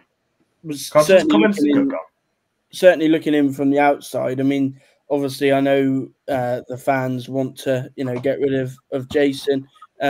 Looking in, I can feel that can only be the reason why he's sticking around, and that a deal has not gone through, that potentially there is a third party that are perhaps they may be the ones to be putting up the funds for Punjab, that potentially Jason Whittaker isn't a fan of or doesn't approve on it. And he is actually doing this to, for the sake of Morecambe going forward. But yeah, I mean, it's certainly a tough one, isn't it? Cuz, coming quickly as well, before you talk about these owners, Jason, right? He used to own Morecambe. Apparently, I don't know if you guys know that he used to run a rugby club called Worcester Warriors, and he's done exactly the same thing. He killed them off, and he's trying to do the same thing. And I've just seen this on a tweet, and I'll tell you one thing. Just get someone, a new owner coming that really cares. He knows about football. I've seen the comments about Tyson Fury come and save the club. I mean, I hope he does. Do you know what I mean? But he won't. He won't. I can't see it. No matter what the media put out there or what people say, Tyson Fury does not care about this football club. He has not once cared about this football club. His gym is literally attached to the football club, and he has nothing to do with it. So for all the media that's putting it out there, Tyson Fury buy this club, he could have bought it 3 years ago and didn't. So he'll never buy it, in my opinion. That's fair enough. That's fair. I hope you find someone who cares for football club. Someone's going to come in, put the money into the club, and get your football club back to where it belongs in the Football League. Just to end that on a little bit of a positive note, do you remember Woking this time last year and at the beginning of the season? A lot of us were worried about the gloom and doom there, and one or two of us thought they might struggle and they might, they might not, the ownership might not go through. And in the end, it came through, and they did okay. They comfortably held their place in the division. So all is not lost yet, Jen. But our thoughts are with you, both personally and also for your football club as well. Yeah. And hopefully we see that smile back on your face soon. Hopefully. A brilliant segue as well to our next team, because they have obviously had their issues as well. Everybody knows the love I have for this team and the manager. Even Southend fans have adopted me at this point, because I always talk about how much I respect them. But yeah, Southend United, 7th place. I know there's going to be a lot of people who want to talk about this club. Jen, I am going to come to you first. So Southend, talk to us. I just love them. I generally just love them. I think they're like us. It's such an amazing little family club, and they've gone through their issues with the takeovers and everything that went on behind the scenes for them. And I think when they got to Wembley, I think that was the moment that the fans were like, right, this is it. Like this is it now. So for Southend fans, I think it was just incredible for them to get to Wembley. I remember the experience when we got to Wembley. Like, it's one of them moments where you just don't forget it. You'll never forget going to Wembley. So I think for Southend, it's such a special club. And I'm so glad that they had that experience at Wembley. And it felt like finally the bad stuff that happened off field is gone, and they can fully just move on and enjoy the season. And they did incredible throughout the season. But to go to the playoff final, I think, is just one of them top tier moments that you'll never forget. The fans were amazing at Wembley. The support, the flags. And I feel for them because they had it in their hands, didn't they? They were ahead in the game. They were ahead in extra time. And so near but so far for Southend. But a lot of their fans will say, do you know what? We thought we were going to lose our club. We didn't lose our club. Now we're pushing at the top end of the division. And I think they'll be amongst the favourites, whatever that is, amongst the top 5, 6, 7 to go up next year. And just a word individually for a right wing back that scored. Well, it says 17 goals up there. Deserves a clap. It might well be. I think it was 20. Listen, Sam, you've done an amazing job with the graphics and the stats. And I know it's not a division that he's from. But Joe, you'll confirm, won't you? Because you're a big Gus Scott Morris fan. You got 20 goals, didn't he? Maybe that was all comps. Yeah, I think it was it was all comps. I think in the league he actually got, he did get 17. So the graphics have not let you down, Sam. Well done, Sam. Yes, Sam. But the brilliant season for them, and it does give hope to the likes of Morecambe, etc. That not all's lost. I mean, the two teams in the final, the Southend lost, and Oldham who won it themselves have been through trouble. So we'll certainly give hope that hopefully the likes of Morecambe and Hartlepool can push through and come out the other side better off. I'll tell you what, I watched them twice. Away to Forest Green and obviously against Oldham. This Southend are a really, really good side. They really are good going forward. They can defend. And do you know what?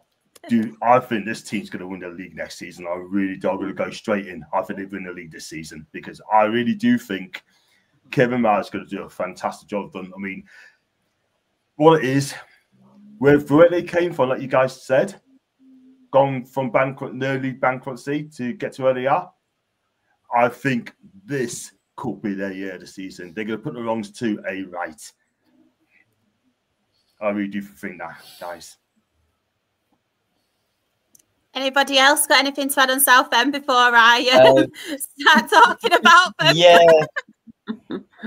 Yeah. I mean, I was at the playoff final, and I took my eldest daughter with me, and I got to say the atmosphere and the noise from both sets of fans, we literally could not hear each other speak to each other.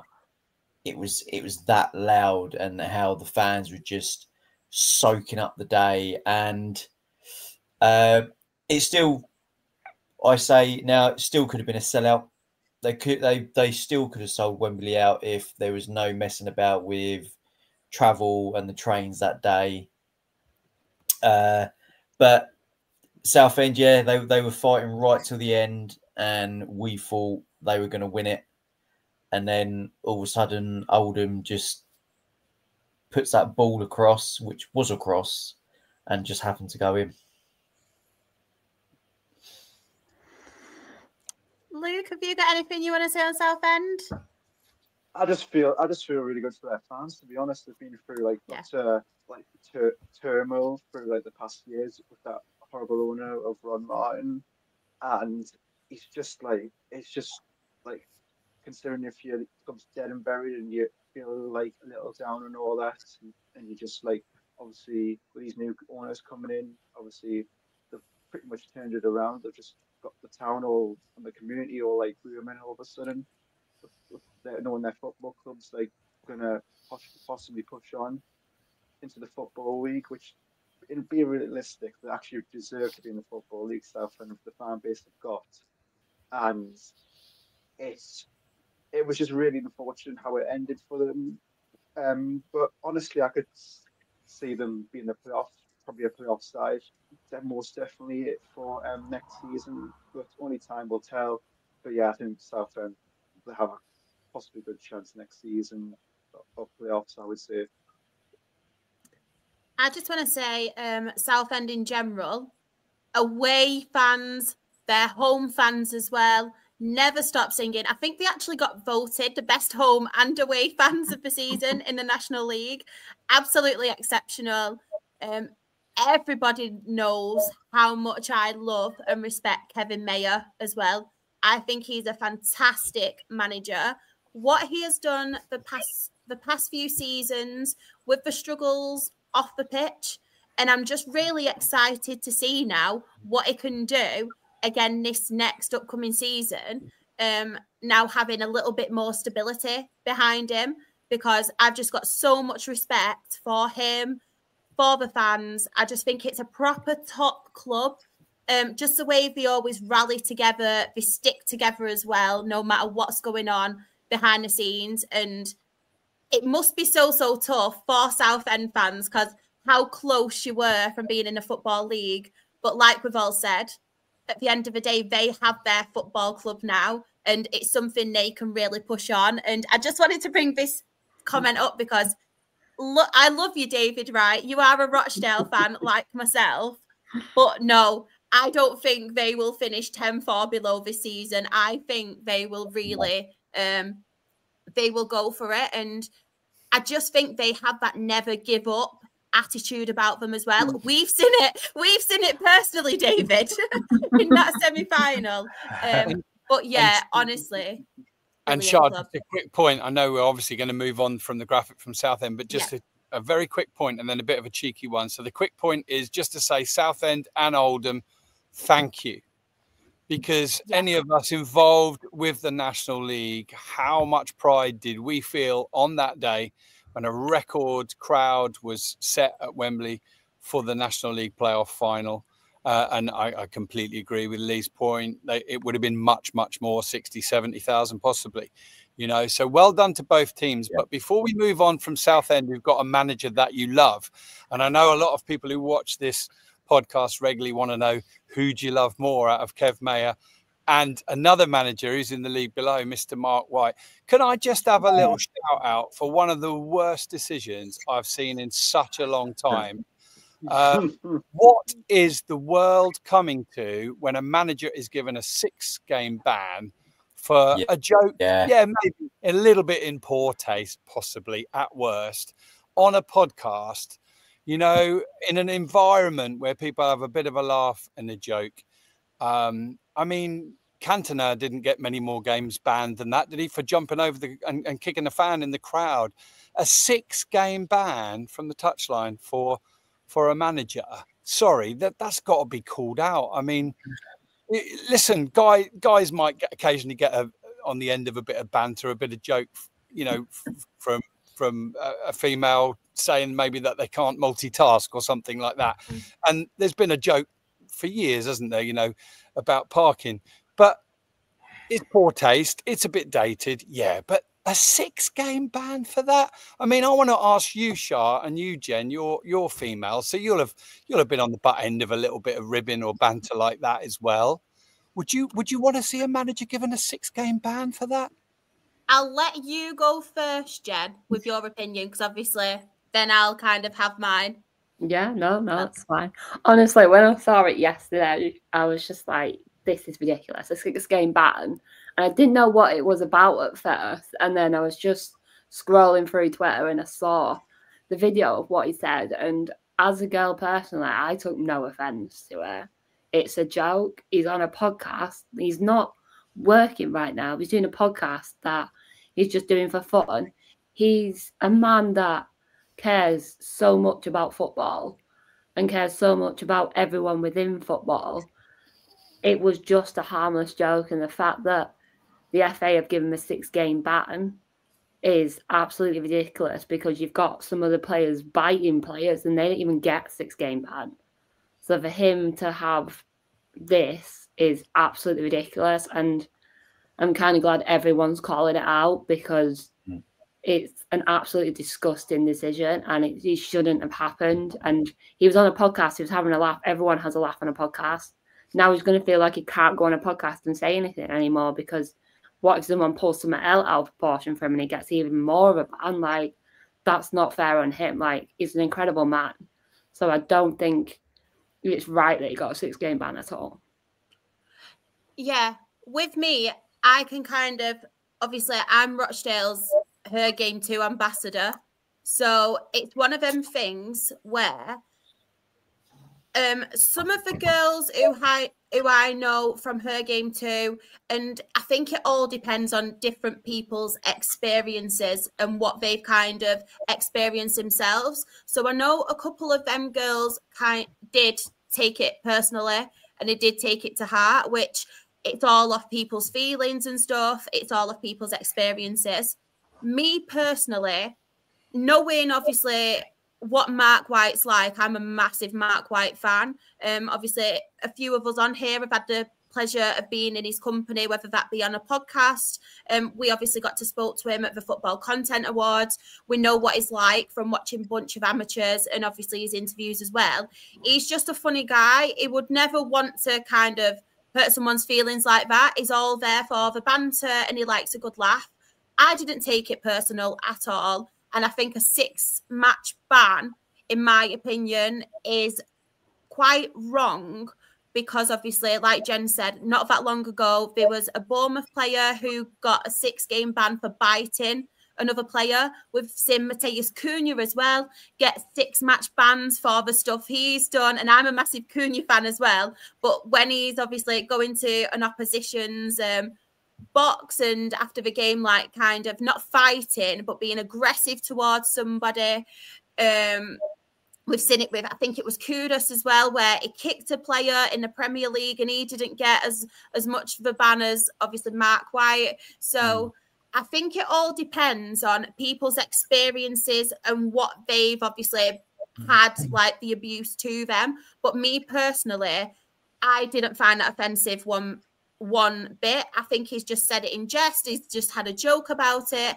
And like you said before, Rob, at the end of the day, if we want to do this and if we want to obviously be taken seriously as women, if he's saying a joke like that, say that I turn around to you guys and be like, haha, you can't multitask. You could easily take that personal. Like you could say that's personal and sexist. So yeah. So oh, thank you, ladies, for giving your honest opinion on it as well. I don't think, I mean, Mark will obviously take what he takes from this. I don't think it will stop him coming on podcasts. He loves a good podcaster, and he's committed to come on this one, and I'm sure he will still. And just for record, I love Kevin Mayer so much, but Mark White would still just edge it. Because I remember you did ask me that question. Well done, you. But yeah, 6th position, we have FC Halifax Town. Rob, I'll come to you on this one.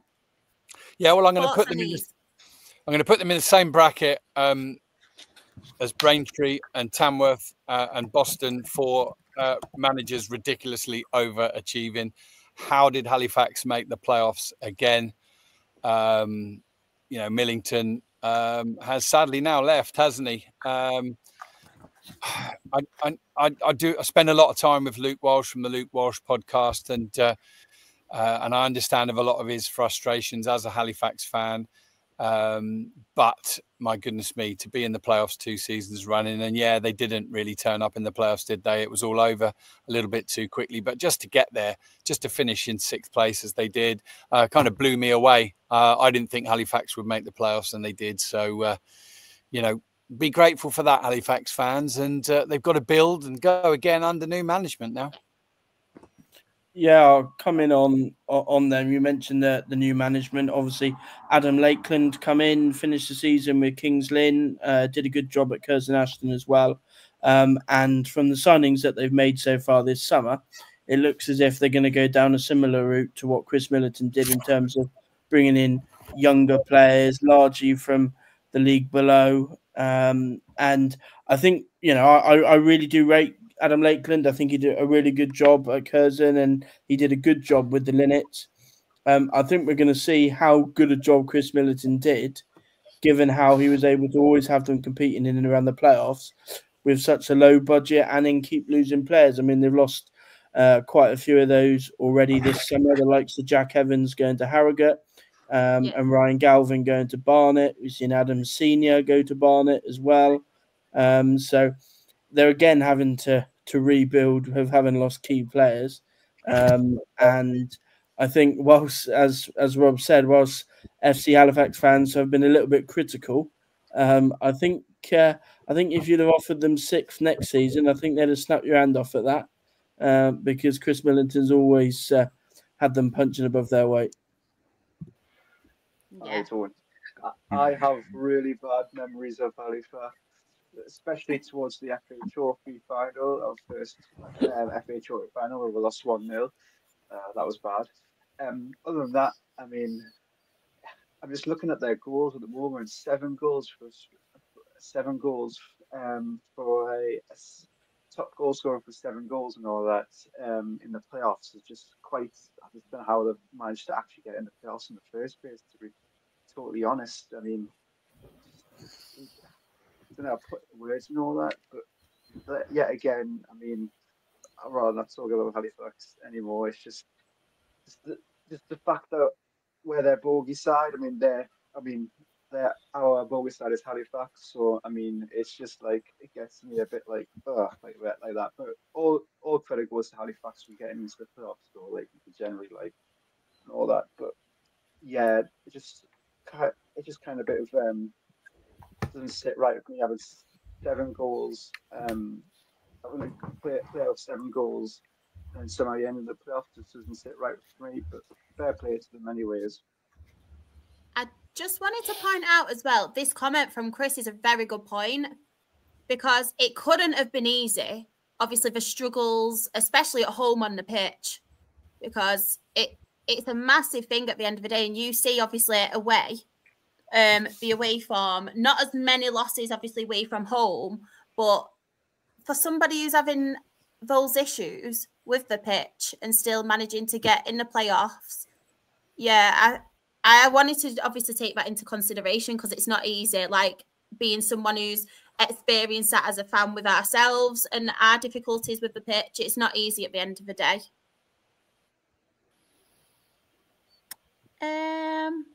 Right. Oh no. Oh, no. It pains me. Oldham Athletic, they did finish in 5th position and they did get promoted. They did win that playoff final. John, how comes to you? Listen, I've got to be honest with you about Oldham, right? I'm so made up for them to get back into the Football League, and I'll tell you for why. Because this football club is a historic football club, right? And they should never be in the conference, to be fair. Yes, they had a lot of problems as well going into the dropping out of the league. Yeah.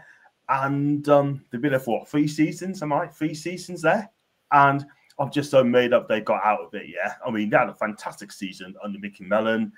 Yes, when they played against York City, I thought they were going to get beat. I really did think so. I thought York's going to go up, but I really thought Oldham went there, and I think they could give it a go, but I think they're just going to come up short. But what they did, they went there, and they absolutely took the game to York. I mean, the first goal was a gift, by the way. I can't lie. But the second half, I mean, 2 quick goals that actually could offer a contest. But the Oldham fans are absolutely first class, yeah?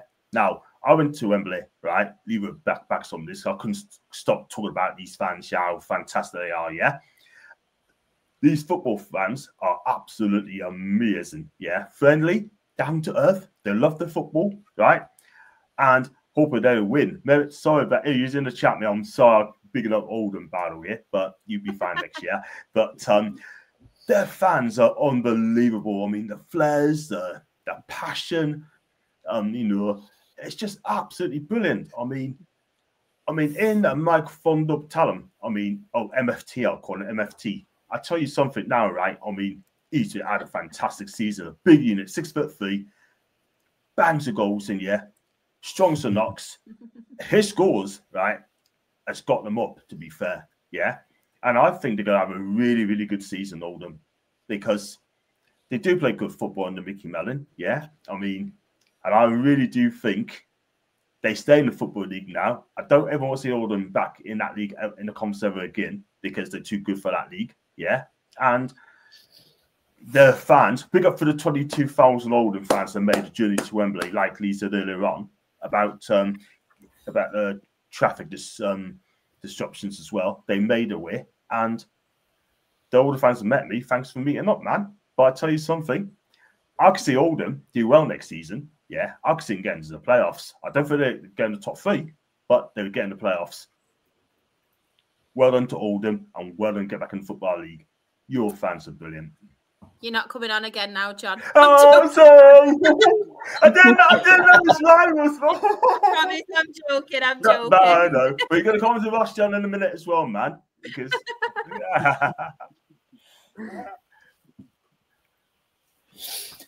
But yeah, I mean, like John said, Oldham this season played well. It showed they play well because they went and won the playoff final.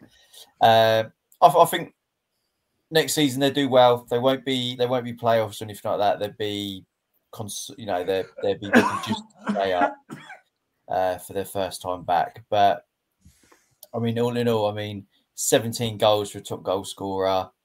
Home form wasn't bad, and Shah, just got to say, they did do well this season, didn't they?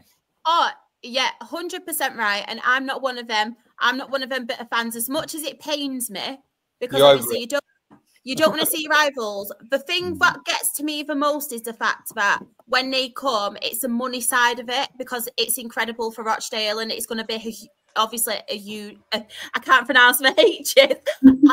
Huge loss. It's my northern accent. So one thing I did want to point out as well, though, I know a few times he's been called out and things, but Mickey Mellon in particular in them playoffs, I think he was exceptional. His experience and his tactics were absolutely spot on. So I did want to point that out. But also this, David's obviously a Rochdale fan, like I mentioned, but great owner, Oldham Athletic, bit like Rochdale's now, proper town man. His charity work must be appreciated as well. And I love that for Frank Rothwell, because you could see it. Like a Mickey Mellon, when he gave the medal to Frank Rothwell, and just all the stuff he's done for that club, all the things he does for that community, and his own charity work as well. I'm a Rochdale fan. They are my rivals, but well done to him. Absolutely fantastic. And I just think it's really, really good for the Northwest and the whole community of Oldham. So as much as it's not nice seeing your rivals, they are a big club. They do deserve it. Everyone can clip this. I do not care. I'm humble. But yeah, massive respect to them. They didn't deserve to be in the National League. Not at all. And it's good to see now that they do have that backing and a really good owner behind them. And like we said before, Jen, hopefully if you can get back to that, it's a story that hopefully will happen to Morecambe as well. Yeah. Just quickly, Oldham fans, fantastic, brilliant owner. Wouldn't we all want an owner like Frank, don't we? Someone who does give us a little bit of backing, but who genuinely has passion for our football club. He clearly has that. And well done, Mickey Mellon, now promoted 3 times from the National League with Fleetwood, with Tranmere, and now with Oldham. Yes. Yeah. They've made some really good signings and recruitment so far as well, to be fair to them, Oldham. Signed quite a few. Yeah, I think they can. I personally think they can make the playoffs in League Two. Maybe just scraping in, but yeah, no reason why they shouldn't kick on. Right. Do you know what, right? What did you think of Rochdale's season, Shah? I know. Well, Rochdale 4th place. There's going to be some fans that don't agree with me, and I can see it from both sides.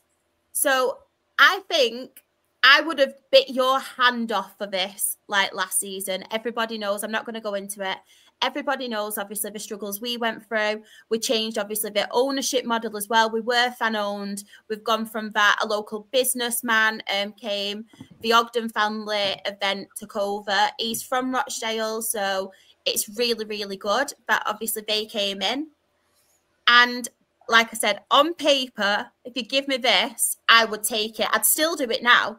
I think what our fans are angry about is it's always the fact of we are so close, but then it's just a mentality thing at the moment where we just seem to bottle it. You've obviously seen it with the FA Cup game. I'll start with Bromley.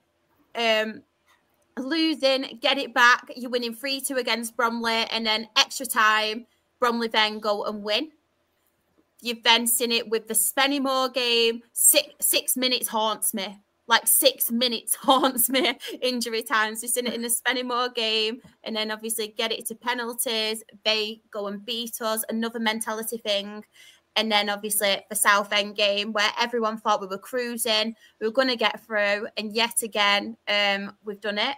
So I think that's why several of our fans are questioning Jim at the moment. Like, is he the right man?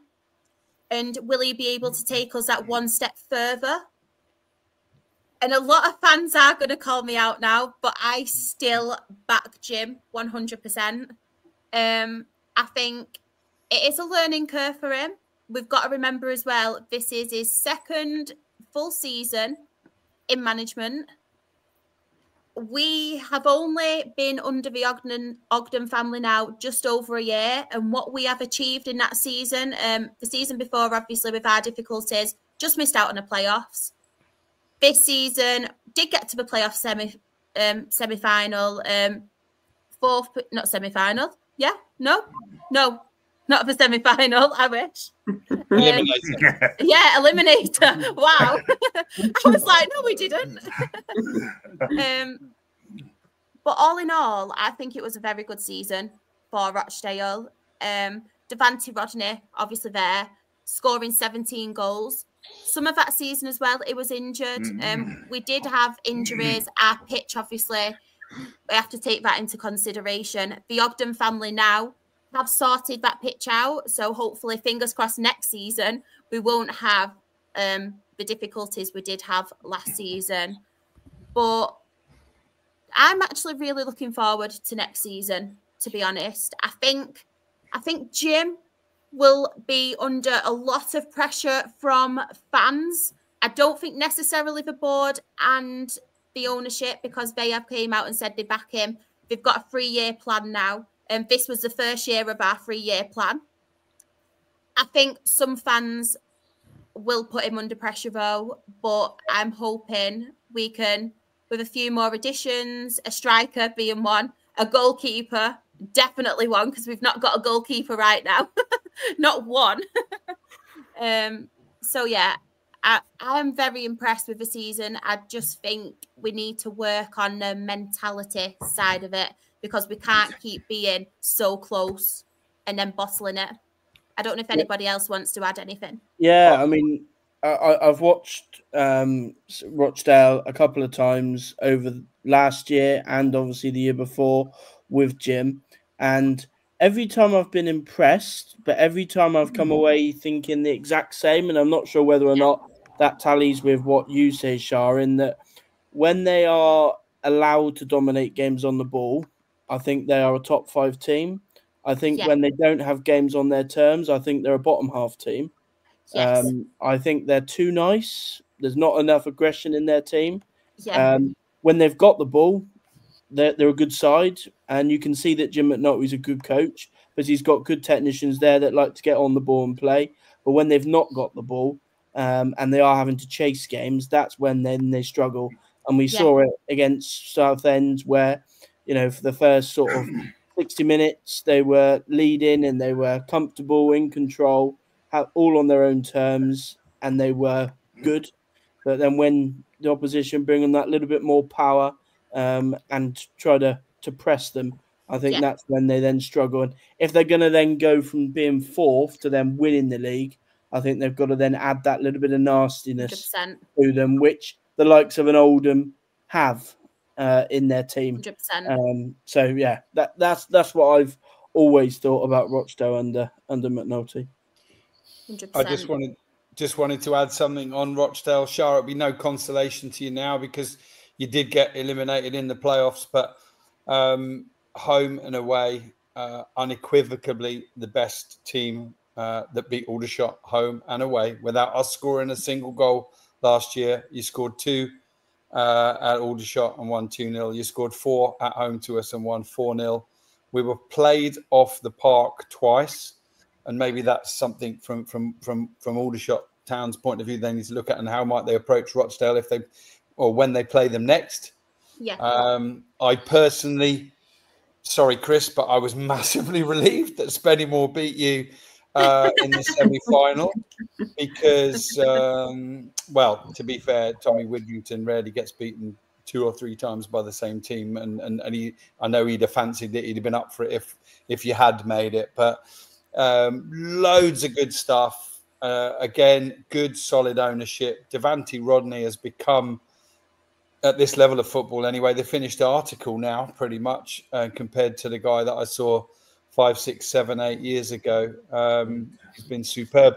And just when the Dale fans are being a little bit hard on Jim McNulty, just remember managers, like players, you know, like referees, like us at work, like our bosses, we all make mistakes. Let's hope Jim learns from the ones he has made or the decisions he might have done differently, and you come back bigger, better and stronger next season, Shah. I think with Jim McNulty as well, he's so placid, so laid back, and so he's really, really likable. And I'd love to just see him be that little bit aggressive. Like, don't get me wrong, I don't want him to get like a touchline ban or anything or become really, really aggressive, but I just think he needs to be a little bit more like vocal and stuff. And that was one of the points I was adding on Eastleigh earlier. You know, too nice. You look at the two teams that got promoted, Barnet with Brennan, he's ruthless, and Mickey Mellon is, you know, in your face, really going for it. Whereas Jim he's a nice guy. But exactly. Nice guys don't win games of football. Exactly. I hope he watches this now. And I don't want him to go all WWE like backstage brawl or anything, but I'd like him to be a little bit more like shouting and aggressive. Just one thing I wanted to touch on as well, really, really quickly with Jim. I think as well, I don't know if you noticed this as well, Joe, but I feel like with Jim being a defender, he has a very defensive mentality as well. And when we are doing well, when we are cruising, he then takes off your forward players instead of trying to like go at the teams like we have been doing like all game. He then decides to put on a couple more defenders, and even though our record there shows that we have been quite good defensively this season, that's when it kind of changes, and that's what happened in the Southend game as well. Yeah, 100%. And I think I said it a couple of times when I've been on previously that obviously they were one of the best teams defensively at the start of the season, but they didn't actually have to do a lot of defending. No. So because, you know, they always kept the ball. It's a bit similar to Yeovil in that, you know, they keep the ball. And if you keep the ball, you haven't got to do much defending. Yeah. And, you know, as you say, Jim is an ex-defender. So if they're going to get one part of the game right, then it's going to be that defence. We'll move on from Dale, though, now. I feel like I've kind of took over. I do apologise. Oh, man. Right. Forest Green, third. Do you know what, Jen? I'll come to you first on this one. Forest Green, I think we obviously played them in League Two before they got relegated. They were all right in League Two, but they needed something to change. They were really struggling at the bottom, and we was there, like we was at the bottom, but somehow miraculously we survived. But I think this season, obviously with the new ownership, everything that's going on, they're building this brand new stadium. They've got literally like 15 wins at home. I just think they did what they could. And even though they won like 15 times at home, the fact that they've only got 12 goals and they finished third is a bit like, did you have low scoring games? Did you have 1-0, 2-0? Like, you don't always need the high scoring people. Like we had obviously Lee Angle, who's now left. He only scored like 8 goals for us, but we was in the relegation fight. But I do like Forest Green. I think they're a good little club, and I've never been to the ground, but I did see today that Robbie Savage has been appointed the new manager, so I don't think that is going to go very well in League Two, and I'm just glad Derek Adams is out of that league and Robbie Savage is in it, because I feel like them two could really butt heads on the sidelines. Like, I don't think he's going to last long at Forest Green. And I'll tell you what, you just mentioned as well, Joe, that you haven't been there. Don't bother. It's an absolute nightmare to get there. I've been there twice. One hospitality and the other one against Southend. I had to pop the car up the hill, right? And that was right at the top of the bank.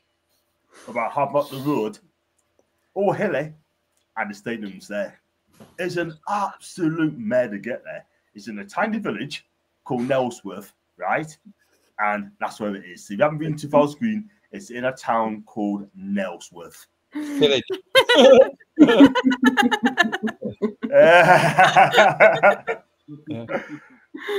I've seen Steve Cottrell, right, in hospitality, and he haven't even spoke to us. I think to myself, what an arrogant, you know what? Yeah. And then I said to someone, right, he sat next to us, said, is he always like this? He goes, yeah, I'm afraid so. He's not very sociable. Has it actually been announced then about Savage? I've been a bit busy today. I haven't seen it. Is it now out? I know it's heavily rumoured, but yeah, I think it's just heavily rumoured and he's going to be appointed tomorrow. I think he's going to be officially out there. On a 4-year deal, apparently. On a 4-year deal. I think the most surprising thing about that was that although he'd reduced his ownership, he was 20% owner at Macclesfield. Yeah. And for me, the job's not finished and the potential's still there to get them back at least to the National League, if not the Football League. But I don't know. No doubt he'll come out with his reasons and maybe the clamour to get recognised as a manager, as a Football League manager, has been, is one that he feels he can get to with Forest Green easier than he can with Macclesfield. Anybody else got anything to add on Forest Green? It's good. This is going to end up in a car crash if Savage takes over. I think he will, but I think it's going to end up in a car crash. I really do. I wish the lad well. I wish him well on that hill in Nailsworth. Yeah. Well, hopefully not. Hopefully not. I hope he does well. Really does. I hope he does it. But I just don't know. I'm not too sure, man. He needs to eat those veggie burgers, mind. We should all go to a podcast trip on that hill. We'll all meet up there. Yes. Podcast trip. On top of the hill. I mean, this one is heartbreaking, isn't it, to be fair? Yeah. Poor Morgan. York City, they finished in second. Yeah. I mean, sorry. No, Michael. Yeah, I mean, they finished second, and obviously they'll be disappointed not to have gone up. Equally, we'd be pleased that they finished second, had a good season. Yeah. I don't know what it is, but whenever I watch York, I'm just not that impressed. Putting wingers at fullback and putting strikers in central midfield. It's like, just keep it simple. Southend, Oldham got promoted. They kept it simple. They didn't overcomplicate it. And they're now in the Football League. And hopefully next season we'll see a little bit more of that. They've obviously signed some really good players already this summer.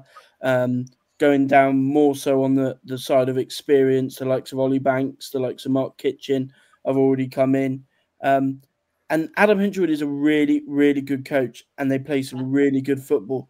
Just keep it simple, because if they do, I mean, they're my pick to win it at the moment. Obviously, we've got a lot of pre-season left to go, and that man on your picture may not even be a York City player come the start of the season. But they've got a fantastic squad that should be playing higher, and they're now just got to go and show that, really. I don't know whether I'm being a little bit harsh, but whenever I've watched them, I've just not been that impressed. The thing is, Joe, sorry, go on. Who's going? Go on, you go, Rob, then I'll go. Okay. Yeah, I mean, sometimes the little snapshots we get, when we watch a whole game against our opposite, our team or whatever, they form a lot of opinion. Like, hence mine was really, really high on Rochdale based on those two games. Yeah.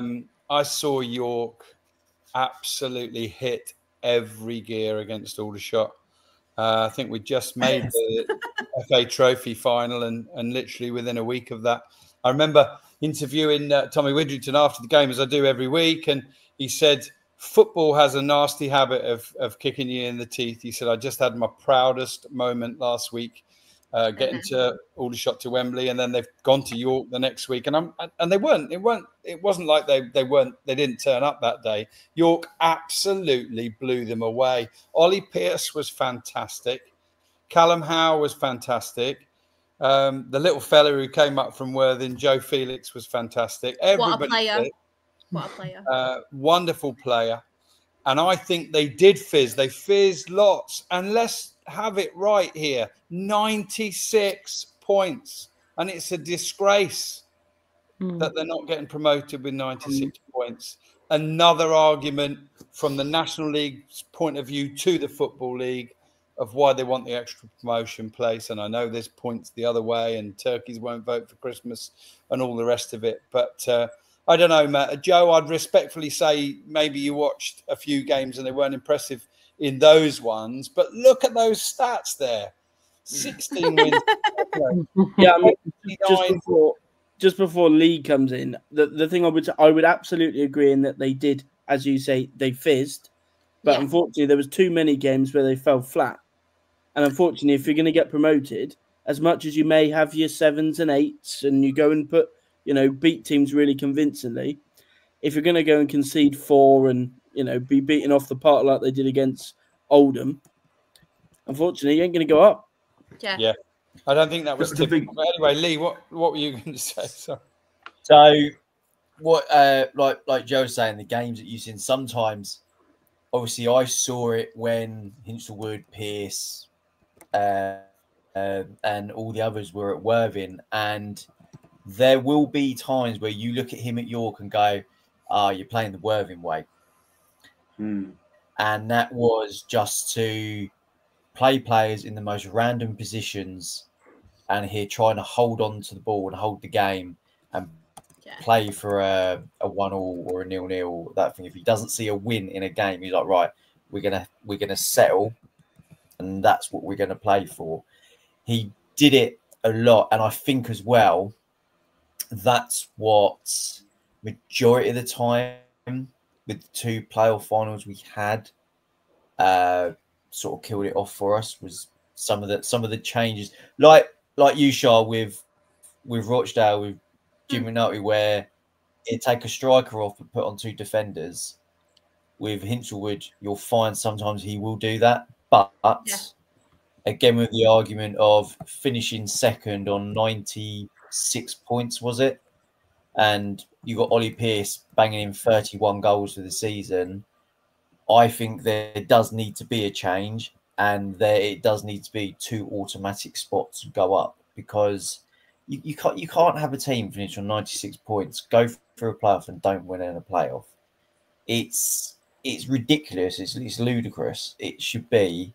There needs to be some sort of look-in and some sort of change, because I can see why York City fans are feeling hard done by, and even can't remember who the woman is, whether she's chief exec or something, but she came out after and she was like, "Yeah, there needs to be a change." Yeah, I mean, the thing I would add on Lee's point there is that, whilst I wouldn't say critical, but we're not asking them to completely change the way they play, because ultimately, you look at, like, for example, Barnet. Barnet also played a really, really good, expansive brand of football. But the difference between Barnet this year and the Barnet of last year that fell short against Solihull was that this year there was a bit more balance to it. They didn't just go gun-hoing games. They did it in the right way. So, playing the way that Adam Hinchelwood wants will have York up and in around it.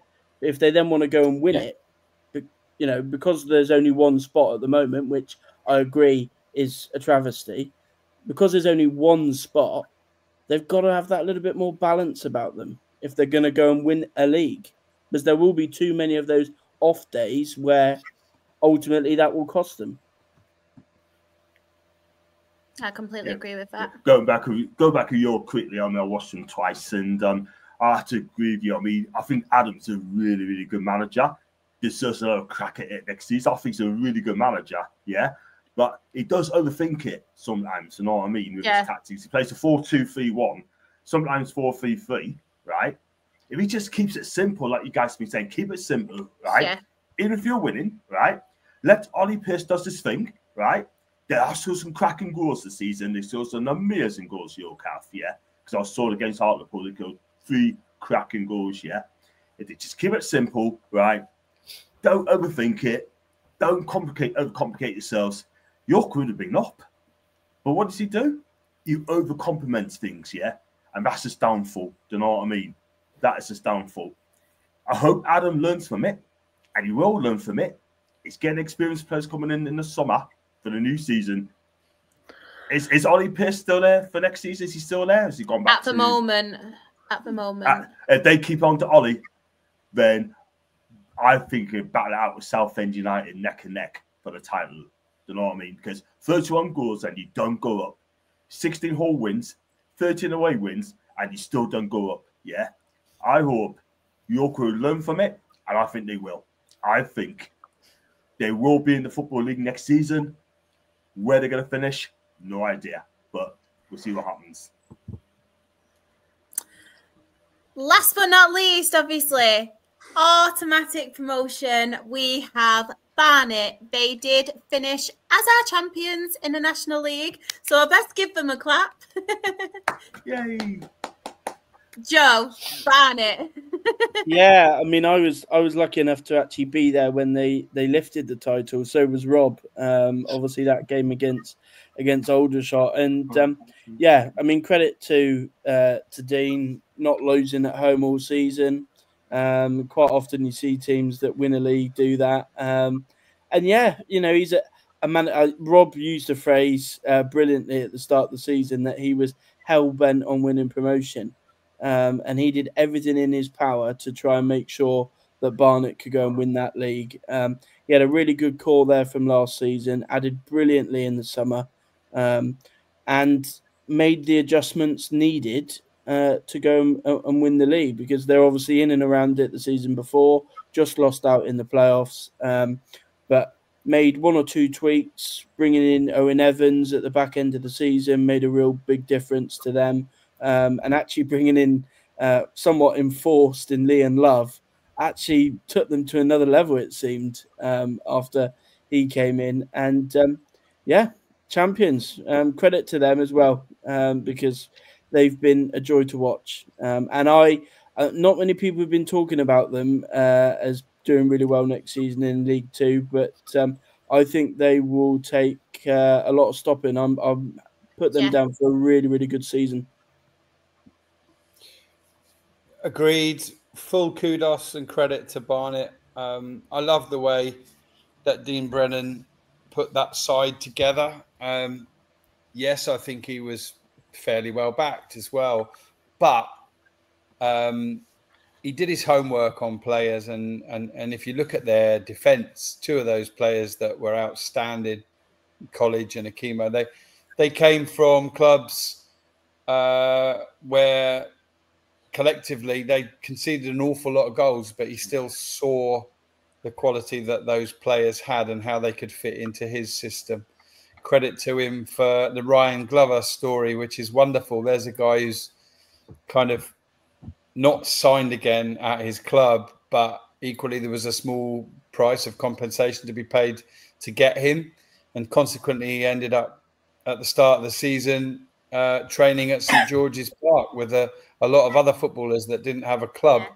And Dean Brennan paid that little bit of compensation and brought Ryan Glover in, and he added the goals and assists that had been perhaps missing from his time at Aldershot, and had a really, really good season. The man on our screen there, Callum Stead, I've not always seen all his qualities, but you can't argue with that, can you? You can't argue with those 18 goals. They were outstanding. I think he got a good management team around him as well, Dean Brennan. People that he really trusts, people that you want to go to the trenches with. Yeah, full credit to them where it's due. Outstanding. And yeah, rather ironically, it wasn't a great day for my team, but I got to be there when they lifted the trophy. Just having a look at these comments. Big one, Merrick, come on. Come on. Straight back wow. He loves to throw a bit of bait out there, doesn't he? He loves He to do does. He does, doesn't he? Well, he did Massive, say we were getting relegated before as well. massive congratulations to Barnet. They've done really well in this league, and they've pretty much overcome multiple challenges in the National League. Another side that has been in the National League for quite some time now, because they've been there for I think it's since 2017. So they've never had that shot of going for the title before. And I mean, they've continuously been in the playoffs, and then all of a sudden they just won the league. So and also their manager's done a superb job. Seriously, fair play to him and all these players for getting the job done. And we'll be seeing them in the Football League next season, so I just want to wish them all the best. Such a character as well. Such a character. Right, Luke. Predictions. Oh. We are quickly going to go on to predictions. I tell you what, you surprised me. I don't know if you actually went for him or if there's been some tampering around. I'm not going to name who did that, but I didn't know you love Rochdale so much. I mean, wow. Probably Gateshead. Yeah, I'm not gonna. Gateshead. So, champions. Ben went for Forest Green. I went for Barnet. Chris went for Barnet. Trev went for Barnet, and Luke went for Rochdale. I mean, thanks, Luke. I haven't given my prediction yet, haven't I? Playoff winners, Ben went for Barnet. I went for Southend. I'm glad Merritt's gone now, or he'd called me a secret Southend fan. I'm glad he's gone. Chris went for Sutton. Trev went for Forest Green, and Luke went for Rochdale again. Fair play to whoever's on those graphics. Relegated.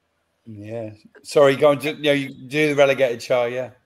Yeah, relegated teams. Ben went for Ebbsfleet, Boston, Woking, and Tamworth. I went for Braintree, Ebbsfleet, Wealdstone, and Tamworth. Chris went for Wealdstone, Tamworth, Woking, and Halifax. Chris. Trev went for Boston, Tamworth, Wealdstone, and Braintree. And then Luke put probably Gateshead. Yeah. We love you really, Luke. Yeah, it's fine. It's fine. So nobody saw the Dagenham and Redbridge relegation. Incredibly, nobody was brave enough to predict Maidenhead. All had their fingers burnt previously. Joe, I haven't got ours up in front of us. We did both go for Barnet to win the league, didn't we? But we had great fun doing the predictions because we all made a few embarrassing howlers as well, which I won't highlight now. But that's the fun of it, and it is one of the more unpredictable leagues, isn't it? Yeah, absolutely. I was just looking at my predictions there. I had Barnet, as you say, to win it, and concur with most of the predictions there in terms of having the likes of Tamworth and Ebbsfleet, etc., down there to be in and around the relegation. I did actually have Dagenham 19th, I look, on my predictions, so wasn't too far off. But yeah, it was the National League's always tough to predict, so if we get any right, it's always a bonus. If it makes any of you feel better, I had Luton to win the championship, and they got relegated to League One. Oh, that's so what a howler I had in that one. That's an out there shot. I know. Do you know what as well? I've just thought of that. I've just gave it away, and I'm doing my championship review on Thursday. So spoiler alert, everyone. Yeah. At least they might not take the mick out of me now. We already know. Yeah. But it has been a long one, these season reviews, because you've got to fit so much in. It's been a long one. But thank you so much to you all for sticking it out with me. I really do appreciate it. Jen, where can everybody find you on the socials? So it's Jen Hunt _ on Twitter, Instagram, TikTok. You'll find me. They're here, there, and everywhere. Lee, it's been great having you back. We've missed It's you. it's been good being back. I know. I need a little bit of a break with the football season over and everything, and a bit of time. But yeah, no, it's been good to be back. Where can everybody find you? I mean, some amazing vlogs as well that you've been doing, and we've been saying you keep hitting milestones every time we come on. So that's amazing. I'm getting close to, I think, 4,500 now. So hopefully I'll be hitting that when the season starts. But you can find me on YouTube at Football League Adventures, and the same is with Twitter as well. Luke, thank you so much for coming on here and being part of it with us. It makes a really nice change because obviously you are in the chat. We love you being in the chat, but it's nice seeing your face. Where can everybody find you? Yeah, it's my Twitter is literally, I think it's right here. Yeah, it's right there. I'm mainly on Twitter mostly, just like posting basically just everything and anything on there. Or I'm usually in the live chat in the Absolute Football podcast, so if you want to see me there and all that. But yeah, thanks for having me on. I really appreciate it. Like getting me on to speak about, like, obviously National League and Gateshead, of course. I love your predictions as well. Like, same of that next season. I'm joking. I'll never forget it. Trust me, guys. I'm actually going to put that graphic on my Twitter and tag you in it. I'm joking, baby. Oh, God. John, thank you so much for joining us. Where can everybody find you and your content? Oh, thank you very much for having us on for the first time, Charlotte. It's been a bit of a blast. It's been fun. It's been brilliant. Maybe I chat a bit Oldham a bit too much, but there you go. Definitely too much. I'm joking. I should have to have a 10-second timer, and it should be 0 next time. You know? I'm going to just say pass, couldn't I? But, nah. But at least out of the way, in the Football League, and we haven't got to worry about them anymore. But there you go. John! I want to shoot myself in the foot. Yeah. Oh, bless you. Well, you never know. You can find us on, I do a lot of non-league stuff now, and also low leagues as well, and start to do some Scottish ones and Irish ones as well, and European games as well from your vlogs. So you do find me on John Sinclair TV. It's in the title as well. And I'm going to be working harder than ever. It's going to be a big season for me, a big year for me. And I'm just going to go out there, have fun, do the fan cams, do the interviews with managers as well, and the games itself as well. So you know what? Thank you so much for having us on. Please watch my channel, support my channel. We've got to support all the other channels as well, like yourself, Charlotte, and Lee, and Joe, and Rob, and Luke. Big up to you, Luke, by the way, big Gateshead fan, and Jen as well. And we've got to work together, haven't we? Do you know what I mean? So let's help each other, and do subscribe to these wonderful channels as well as mine. Love that. And speaking of wonderful channels, as I mentioned at the start of the podcast, it is a collaboration, this podcast, with NL Fulltime. Rob, I'll come to you first. Where can everybody find you and obviously the podcast content?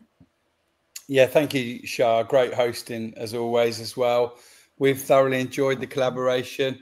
The latter few months of the season. Our podcast is an audio podcast at the moment. It's usually out weekly, but just during the football season, we are taking a break at the minute at NL Fulltime, and personally at Robshot66. But just to say that for the first time in the 9 years we've been covering the National League, next season we're going in with a settled team, no transfers. And B, we have myself and Christian in the National League with Aldershot and Boston. Sorry, Joe. We have Joe in the National League South with Torquay. Only for this year, Rob. Yeah, exactly. And we've got our Dickie, Rich Wharton, back in the National League North with AFC Telford. So we've got all the bases well covered. I'll never, ever, even as an Aldershot fan that's been in the National League now longer than any other team, I'll never, ever fall out of love with this division. It's the league that keeps on giving. And even though Notts County, Chesterfield and Wrexham have all gone, and now Oldham as well, it will keep being a fantastic league. And so it's a pleasure to come on and join you guys. Thank you, Shah. No, thank you so much as well. And Joe, where can everybody find you and your amazing content? Yeah, just echo what Rob said. My blog, Off the Line blog on Twitter, and there's usually a post up a day. I know Rob says that there's perhaps too much content out, but there's something there for everybody. It's only because I subscribed and I keep my emails going ping, ping, ping, like mad. And I said, this is no good. I don't need this. I can get it on Twitter. But listen, Joe has written a book, guys. It's out imminently. It's called Diamonds in the Rough, is it? Yeah. And it's out on the what, 21st of July? 21st of July, yeah, a couple of weeks. Yeah, there may be a special Absolute Football pod, which perhaps give away one of the books to one of the listeners. Yes, 100%. 100%. I'm going to try and fix it now so I win it. I'm joking, by the way, everyone. I'm not going to win it. I'm not going to enter. I promise. Let's not enter now. Shah, where can everybody find you? And thank you, a massive thank you from me and everybody else, I'm sure, for doing an amazing job hosting this podcast and others week in, week out throughout the season. Well done, amazing. Oh, no, thank you. Oh, thank you so much. Before I say that, I just want to say thank you so much. I do it every show, but to Sam for the graphics, because not only has he done 6 of the leagues for these shows I do, he's done his Premier League ones, and he's done the Women's Championship and the WSL one. So it's like 8 leagues of graphics. So thank you so much, Sam. Really appreciate you. But thank you so much to everybody, obviously, for your kind words. You can find me, SharXREFC, that is on Twitter, because I refuse to call it X. So every show, I refuse. Instagram and TikTok. My Her Game 2 stuff as well is Rochdale HGT. There's a lot of exciting stuff happening with that in the next season. But of course, we have Absolute Football Podcast. We did win Best New Content Creator at the Football Content Awards. We do have as well 4 live shows a week. I know it's been a little bit mismatched, obviously, throughout the season, but it is 4 this week. Obviously, it was our non-league show tonight. Sam and the team are back tomorrow. Absolutely Premier League show. And I think it's a little bit of transfer news. We've got Freya and Team Chaos for Absolutely Women's Football Show. I think they're doing some live watch-alongs as well, because it is the Women's Euros coming up. So definitely tune into them. They should be fun. And Absolutely Lower League, it is my last season review. It's been a long one, honestly. It has been a journey. But it's the championship that we are covering this Thursday. So please come and check it out. All at 8:30 as well. On Twitter, we are Absolute Ball Pod. YouTube and Twitch, we are Absolute Football Podcast. TikTok, we are Absolute Football Pod. Instagram, we are Absolute Football Podcast _.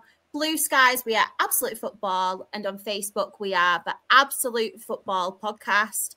I just wanted to remind everyone as well in the chat, or anybody who comes across this, if you haven't seen any of the season reviews, and if you do want to check them out, they are on YouTube. You can check them out on Twitter as well. This show in particular, we have now covered the National League North, National League South. So please do give those a view, because lots of amazing stuff. But yeah, thank you so much to everybody. It's been a long one. Everybody in the chat as well who stuck with us. Good evening, and hope you have a lovely, lovely week.